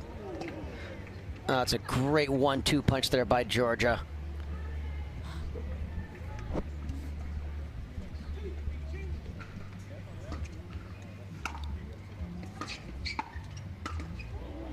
When J.W. Johnson was there, got the floating volley there, just unable to put it away.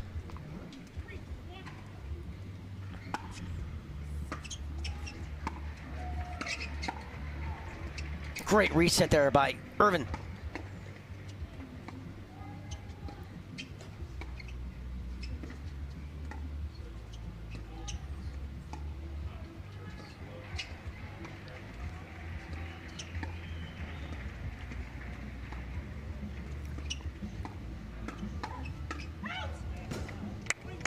J-Dub set it up. He got the ball he wanted. We've seen a couple shots like that. J-Dub has seemingly had the advantage, had the put away, and just unable to convert.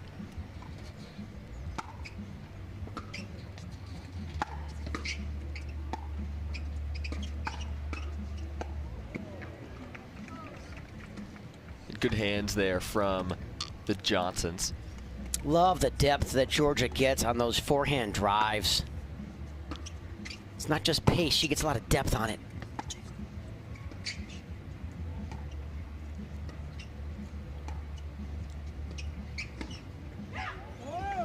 And a great shot there from Alshon, not only taking it in the middle, but also going back behind Georgia Johnson across her body. Yeah, that should be the no-go zone for Georgia. So if she's going to dig it back, she either has to go behind Alshon to his backhand, or she's got to get the ball cross-court to Jesse's forehand. She can't go middle.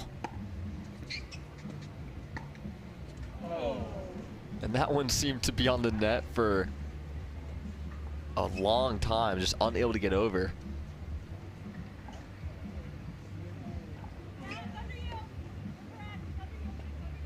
And trying to look for the ball in between the fans. Jesse Urban kind of directing. And they did find the ball, thank goodness.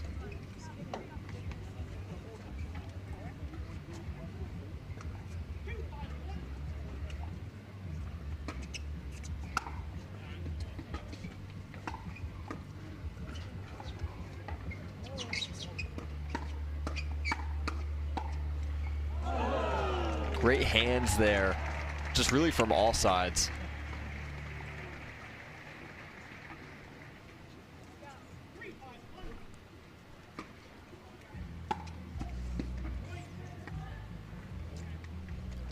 Jesse looking at that like it took a really weird bounce.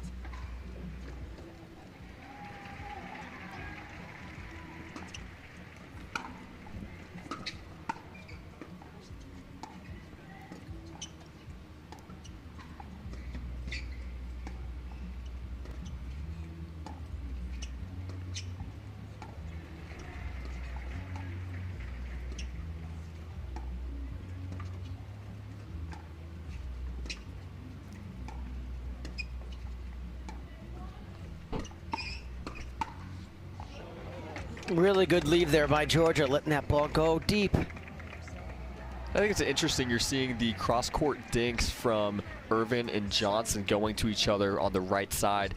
You know, we'll sometimes see one dink that's kind of, you know, a topspin heavy versus slice. Both of them are hitting very slice heavy dinks on the forehands. Looks like a timeout called here in game one, and we will take a break as well. Stay with us.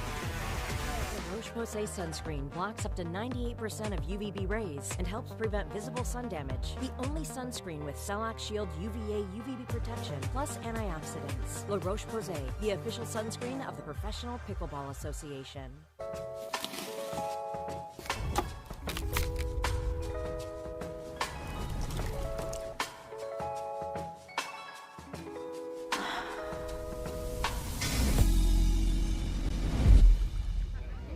Game one action about to get underway. A bit of a run here from Johnson and Johnson.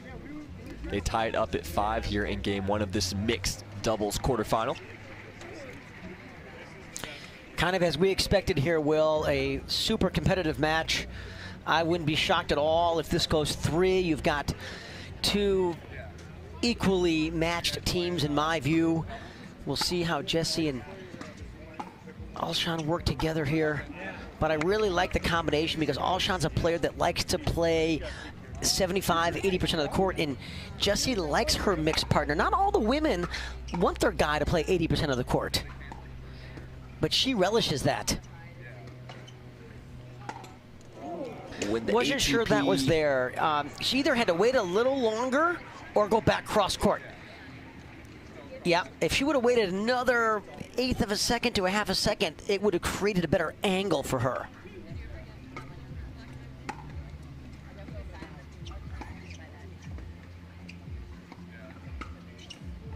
Yeah, anything you hang up in the middle, J-Dub is going to destroy. And a big run here from the Johnsons. Have a 2-point advantage.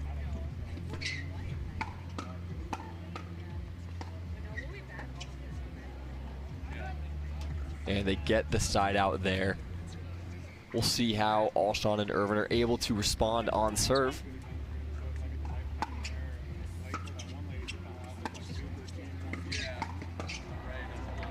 It's a great aggressive play there from Christian Alshon. Just was expecting this ball to come at him. He was ready with the volley. Nice deep serve. Oh, and that's an Alshon special. I think Georgia's got to pick her spots. That's not one of the targets to go hard middle to the Alshon forehand.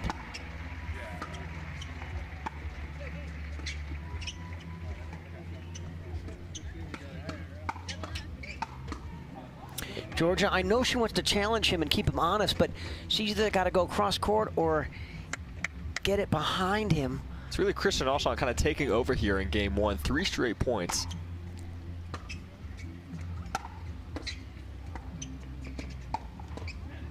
Make that 4 straight points. Alshon just dominating at the kitchen right now, Dave. I think JW is going to have to insert himself more, Will. He's just kind of standing there and he's not being, in my opinion, active enough, and I need him to insert himself more if I was coaching them.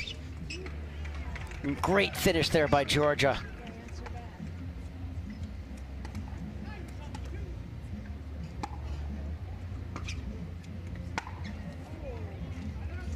And the third. Little ambitious there by Christian. Now that ball got so low, he should have dropped that third instead of trying to drive it. So 7-9 here in game 1. It's a miss hit there by Georgia. So they got a second serve at it, trying to get to 8 here.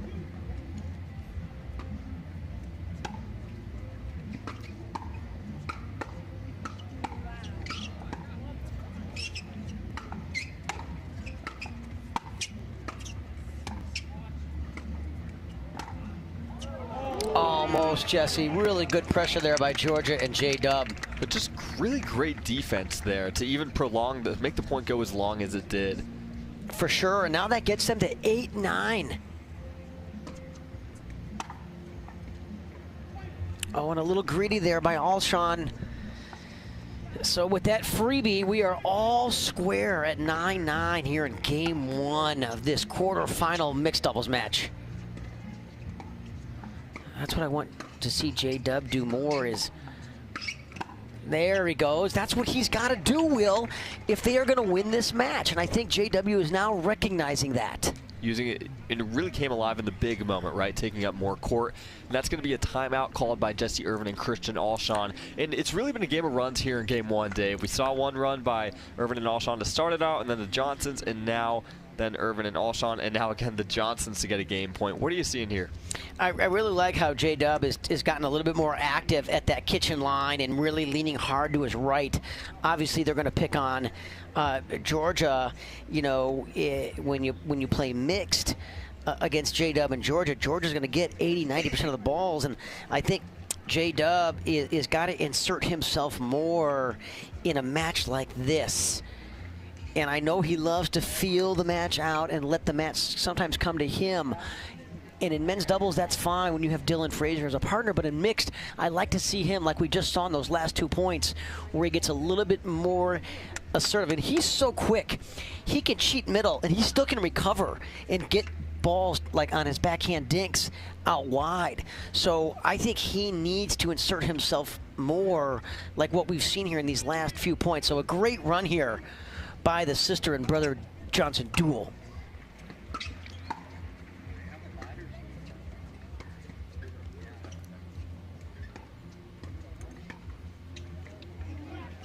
And that one, just a little ambitious there from Alshon. Try to take the middle ball out of the air and get behind Georgia Johnson. Just goes wide. And that's going to close out game one. The Johnsons take it 11-9. Game two action coming up in just a few moments. Stay with us.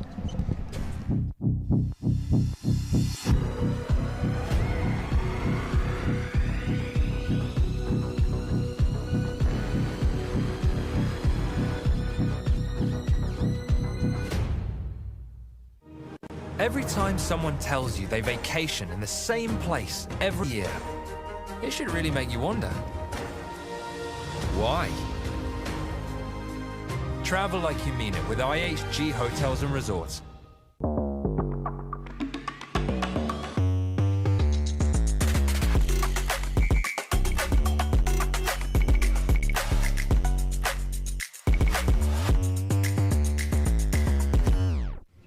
And back on Grandstand Court here, I'm Will Doughton, joined by Dave Weinbach. We just saw the Johnson siblings take game one against Jesse Irvin and Christian Alshon, 11-9.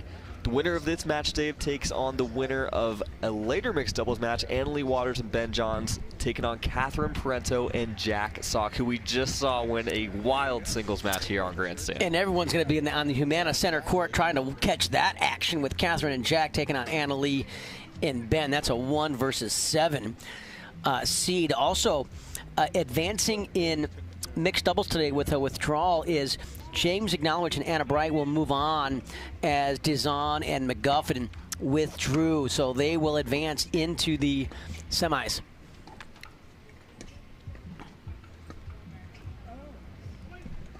And game two underway here.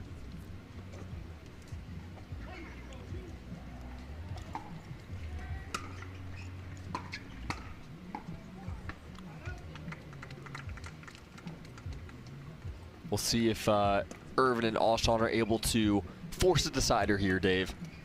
Very competitive game one. Expect to see the same thing here in game two.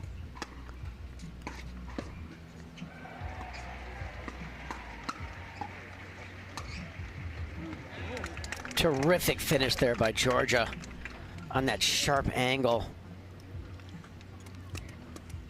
Man, she generates an unbelievable amount of pace off her forehand balls.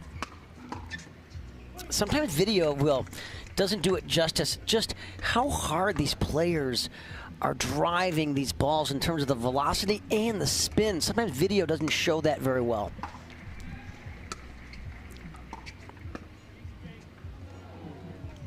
J-Dub trying to pray that over. Just the classic, gets on his tippy toes, trying to lift it up himself.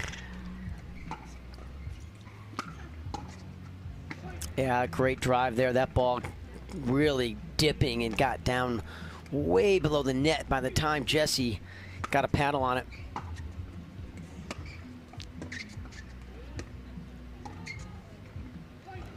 That's just a good spot there. Really difficult to take that one out of the air if you're Jesse Irvin. Definitely hit one of her targets. And that will be a timeout. Early timeout here in game two. The Johnsons leading 4-1. And we will take a short break ourselves. La Roche-Posay sunscreen blocks up to 98% of UVB rays and helps prevent visible sun damage. The only sunscreen with Cell-Lock Shield UVA UVB protection plus antioxidants. La Roche-Posay, the official sunscreen of the Professional Pickleball Association. My name is Leigh Waters, and I'm a professional pickleball player. My daughter, Leigh, is my doubles partner, and her 16th birthday is coming up. Be great to get her a car, and Carvana has helped us make that dream come true. They have thousands of options, and I'm a mom, so of course I want Leigh to have something safe. Leigh has absolutely no idea about this car, so I told her we're going to Carvana's vending machine for a photo shoot. Drum roll. I think this belongs to you. Oh my gosh, what? Happy Sweet 16, Annalie. Experience it for yourself at Carvana.com. And players just coming out of a timeout here. J.W. Johnson and Georgia Johnson up 4-1 here in game 2.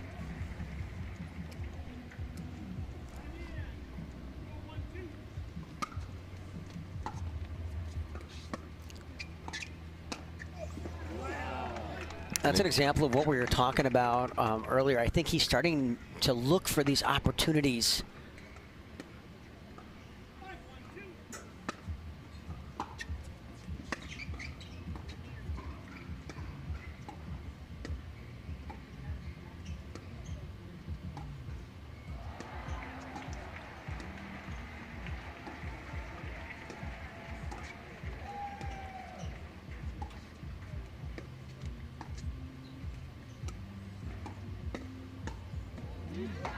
Just well done there. You see Christian, that's what can happen when you're taking so much court. And Georgia was able to take that one out of the air, get behind him, forcing the air. Yeah, Alshon just didn't keep that ball down.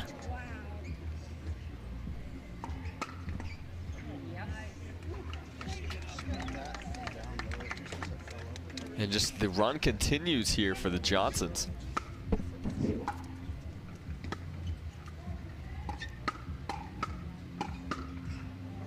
Oh, look at the hands. You're not getting through JW on his backhand side ever. I think Jesse needs to move that ball around a little bit more and probe some other spots, because JW sits on that backhand and you're never going to get it through him.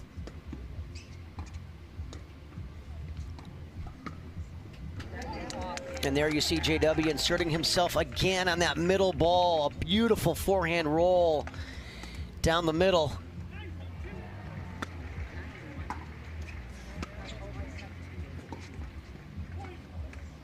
And all of a sudden here, Dave, it is match point. Alshon trying to force the action there.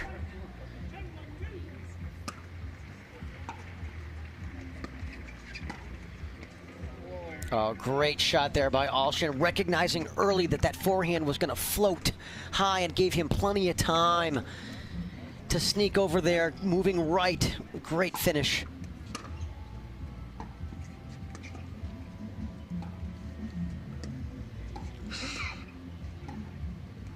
I thought Jesse would attack that.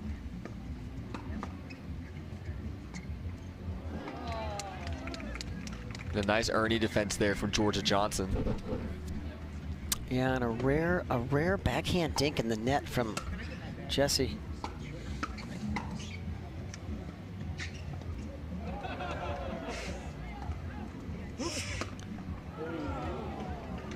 And the tweener midpoint there from Christian Alshon.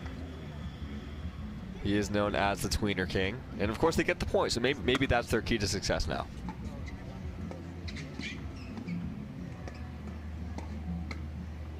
Yeah, really good spot there. Right on that right hip.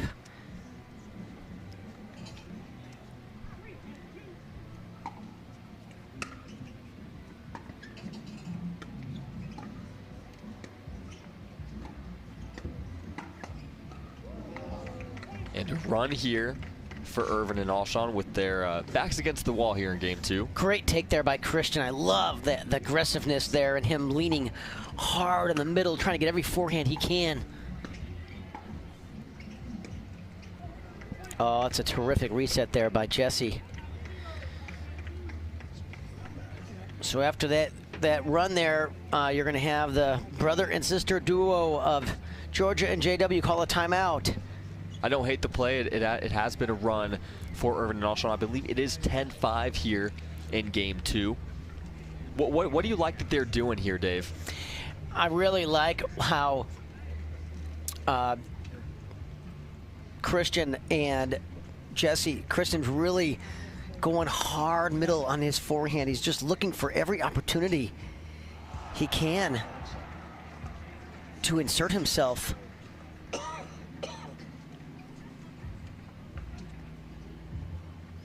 And right now on Humana Championship Court, another mixed doubles quarterfinal. Thomas Wilson and Vivian David taking on Riley Newman and Jackie Kawamoto. Wilson and David took game 1. And Newman and David up 4-2 in Game 2. We'll keep you updated on that one. And this one back from a timeout.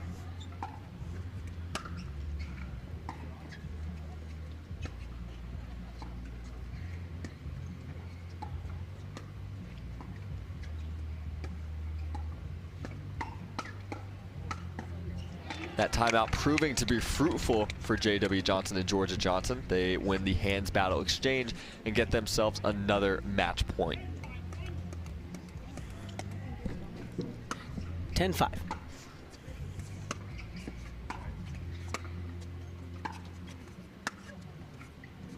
Nice drop. Michael Stanky, you need it on court 39. Michael Stanky, you need it on court 39. And the hands from J.W. Johnson just too good there, and that is going to do it. The Johnsons into the mixed doubles semifinals with an 11-9, 11-5 victory over Jesse Irvin and Christian Alshon. Just a pretty clinical display from the siblings, Dave. Yeah, you know, when Georgia plays that well, they're so tough to beat. And, you know, Georgia can be spectacular, but, you know, sometimes she can have some inconsistencies. And today, in this match, she was phenomenal. And I thought her consistency was the key, you know, to that particular victory. So they'll move on into the semis, and they will take on the winner of the next match that we're going to have here on Humana Championship Court. And that's going to be Leigh Waters and Ben Johns taking on Jack Sock and Catherine Parenteau. Super excited to see that match. We saw, you know, Jack Sock on Grandstand earlier. Super athletic. Him and a pairing with Catherine Parenteau, they're both so athletic. We haven't seen them play Ben and Leigh yet, but I feel like their athleticism could give them some fits. It's a match, Will, that everybody's been talking about, and now it is reality. So that is going to be a thriller. But coming up next here on Grandstand Court, we've got men's doubles. We've got the 16 seeds, Gabriel Tardio, Andre Daescu, who took out Ben and Colin Johns yesterday on Humana Championship Court, taking on Pat Smith and Jay DeVilliers. You're not going to want to miss this men's doubles match. Stay with us for that one.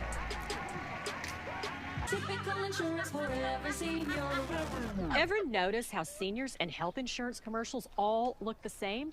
Because all of these companies see us the same, but not Humana. They see me. Humana.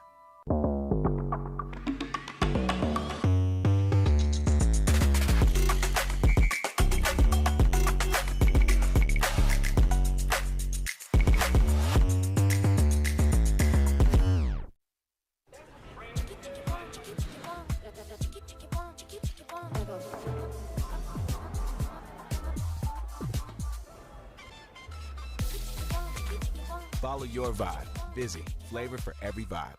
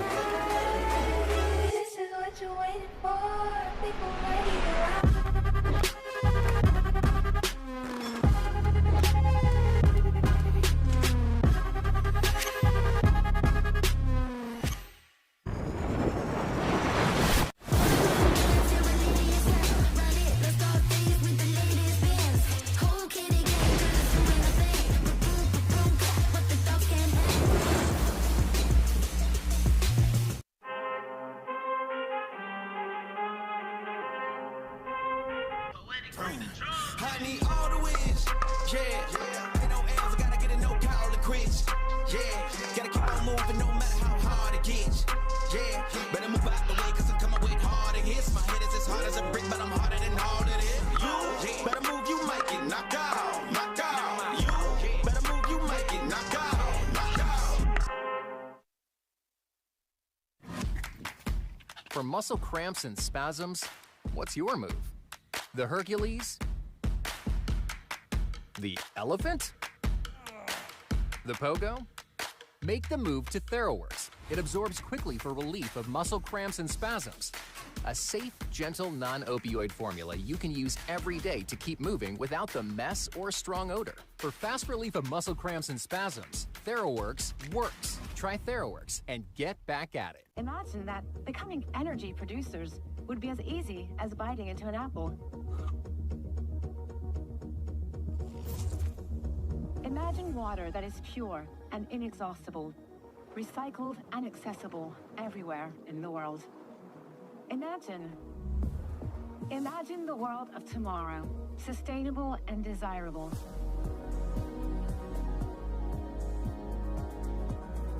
Veolia.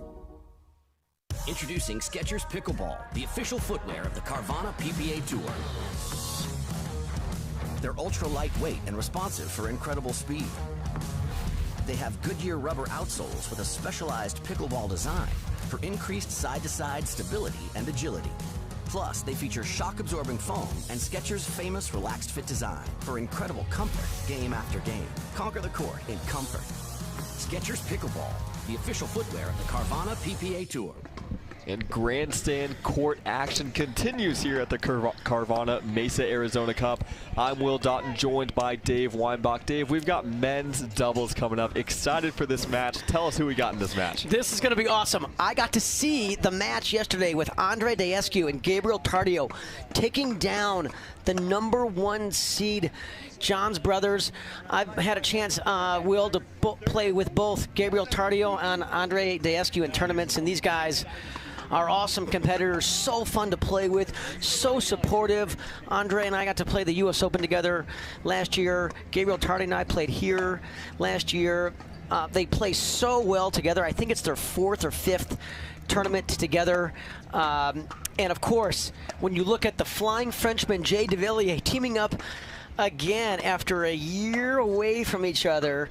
They are back together. Pat Smith, who originally is from Germany, I think München or Munich, super guy. These guys are best friends, get to train a lot together in Wichita for many, many years.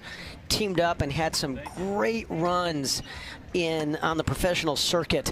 And they will stack and have Jay play the left side, both on the serves and the returns. And same thing with Andre and Gabe. They will fully stack. And what I mean by fully stack, Will, is they'll stack both on the serve and the return of serve. Andre's a left side player. Gabe is a great right side player. So that's why that partnership has been so successful. So look for this to be another highly competitive match right here on the grandstand court. I love the insight into the stacking and what to expect from these two teams. Yeah, Team Europe, Pat Smith, Jay DeVilliers, excited to see them back together in 2024 after they had some great runs in 2021. And heck, at the Masters in Palm Springs, they went to the semifinals. They even beat J.W. Johnson, who we just saw here, and Dylan Frazier. So we know they've got the goods. We'll see if Tardio and Daescu can bring the level they had yesterday here. Yeah, and don't let that 16 by their name fool anybody here, guys.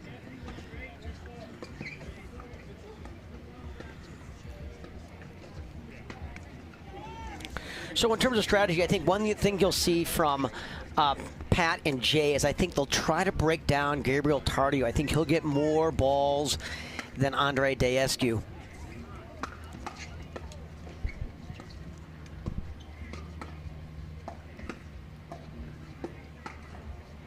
That's right on cue there, Dave. You saw DeVilliers and Smith testing the hands of Tardio, and he was ready on every occasion. You got to be really careful with Tardio. Is he is a phenomenal counter puncher on his backhand side. So if you're going to drive the ball to Gabe Tardio, you either got to get the ball, if you go to his backhand, you better get the ball down, or you better go to the forehand side, because he can really hurt you on his counter backhand.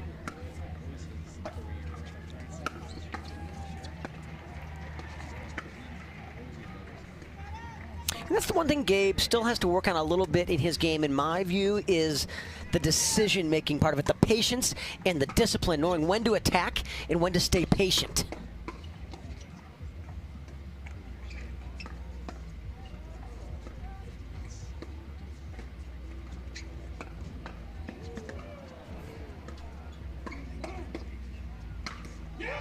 Oh, a great point there. Seemingly had everything there. He had 2 ATPs, some great hands battles, and Team Europe takes it, Dave. Pat Smith has worked so hard, Will, on his game in the last year and a half. I just think he is a 30 to 40% better pickleball player than he was 18 months ago, and a credit to his hard work and his hard efforts. You know, in Wichita, Kansas, we have so many great players like Lucy and Matt and Pat and Jay and Chris Hecht, so they get so many great games and drill sessions. Nice backhand volley there from Daescu. Yeah, you know, that's one thing about Andre is people ask me, how do you play Andre? How do you pick on him? And the answer is you hit it to his partner, because Andre doesn't have any weaknesses. And obviously, being 6'5" with arms that never end, he's such a dangerous threat at the kitchen line.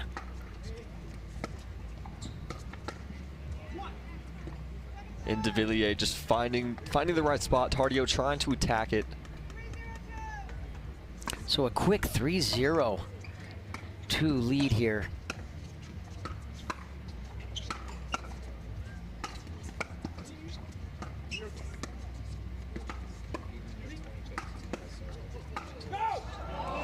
Oh, and Gabe tried to get out of the way. That ball would have been 12 feet long. But even then, just the defense out of Tardio and Daescu there was so impressive. Just to even keep that rally going for as long as they did. Andre can only roll his head in disbelief that that ball hit Tardio. Daescu, of course, originally from Romania, teaches at a club, runs the pickleball program at a club in Florida. I know how excited he is to be on the PPA Tour now.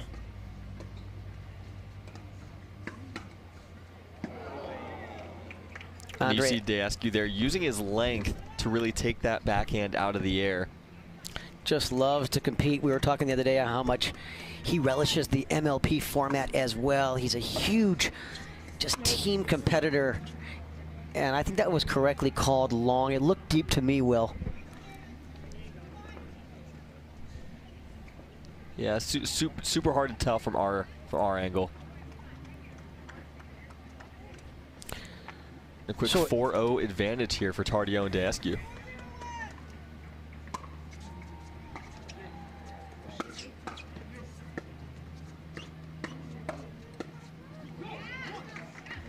So you can see what Smith and De Villiers are trying to do. They want to hit the returns to Tardio, make Tardio hit the third shot, and Tardio's going to drive those, and Daescu's going to crash to the tee.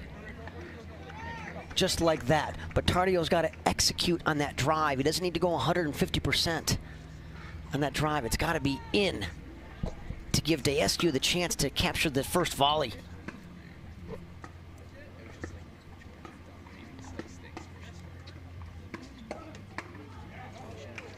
And that's what Andre loves to do. We call it the 1-2 punch. He'll speed it up, and he knows the first ball is not going to be a winner. But look how ready he is, Will, on that second ball to get that ball down.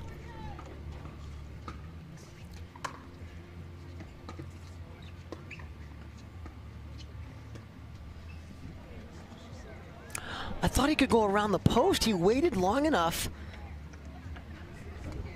Just a tough situation to run into in a match. Not exactly sure whether you have enough time, because it may hit the ground before you have a chance to hit the ATP.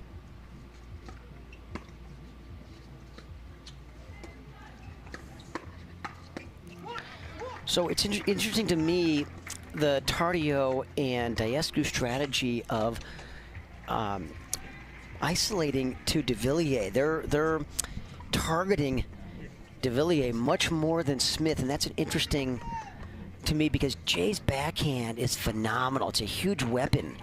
When I play Jay, I hit him many more forehands, Will, than I do backhands. Jay will make a few more errors on his forehand side than he will on his backhand side. So let's keep an eye on that as this match progresses and see if they probe a little bit more to the Smith side of the court.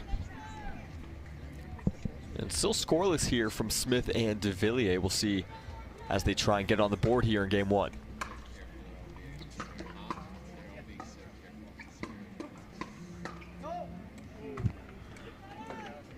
And Diescu wins that hands exchange.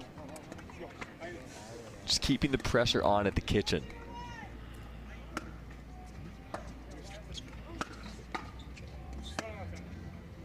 And another long volley there by de Villiers. Part of that's caused by the Diescu presence of being up.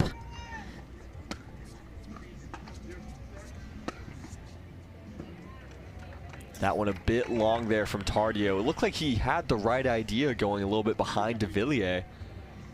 Just unable to keep it in the court, but still 5-0 lead for the number 16 seeds.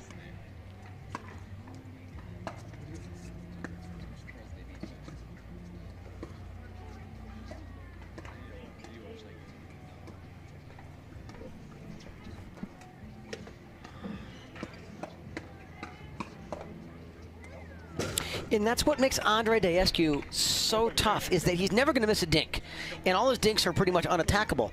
And he's so long and such a threat at the kitchen line that, and he always keeps his paddle way in front of his body. He doesn't let balls get behind him. So he's a guy that people fear. They don't want to play him. And that's why you're seeing so many balls go to Tardio from the Smith and de Villiers side. And that is going to be a timeout called by Smith and de Villiers. Down 6-0 here in game one. What do you think they need to do to right the ship here? I think if you're de Villiers and Smith, I think they made the right decision to play Tardio and put the pressure on him. They just got to make Tardio lift the ball more. He's getting too many attackable balls. And when Tardio drives that third shot, Pat and Jay need to get a little bit more on that first volley. They got to put more pressure on Andre and Gabe off that fourth shot, that punch volley, and get it down. I feel like Jay is trying to force it deep, which is good, but the key is to get it down and make Andre and Gabe have to lift their next shot. We'll see if they're able to do that here coming out of the timeout.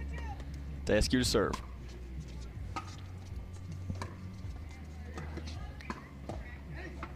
See, de Villiers just hung that ball up way too high, and if you do that against the talent like Andre and Gabe, you're going to pay a steep price, Will.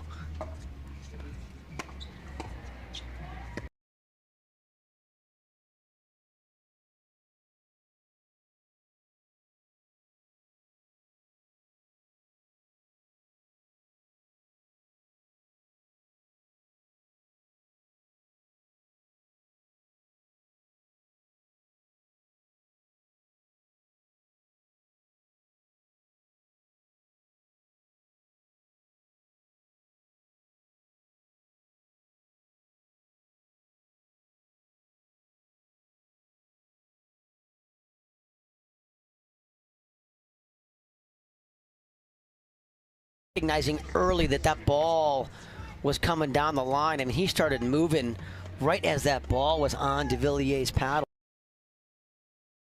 Already here, we got game point, and that correctly called wide.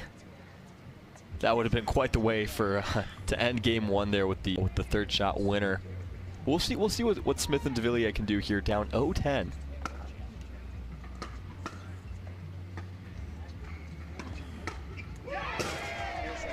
And that's a really good start. Great start there. You see de Villiers able to take that while he's still coming into the kitchen.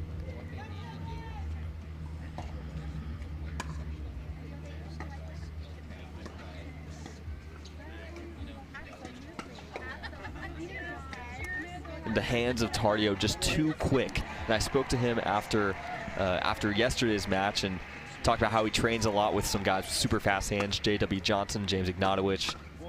So super confident in his hands. Yeah, Gabe back home gets to play a lot with JW, Georgia, Dylan, Fraser. They have a lot of fun nicknames for each other, which I can't repeat, but they drill a lot, they play a lot, and it's helped all of their games. All 4 of those players have taken a huge step up in their game in the last 12 months.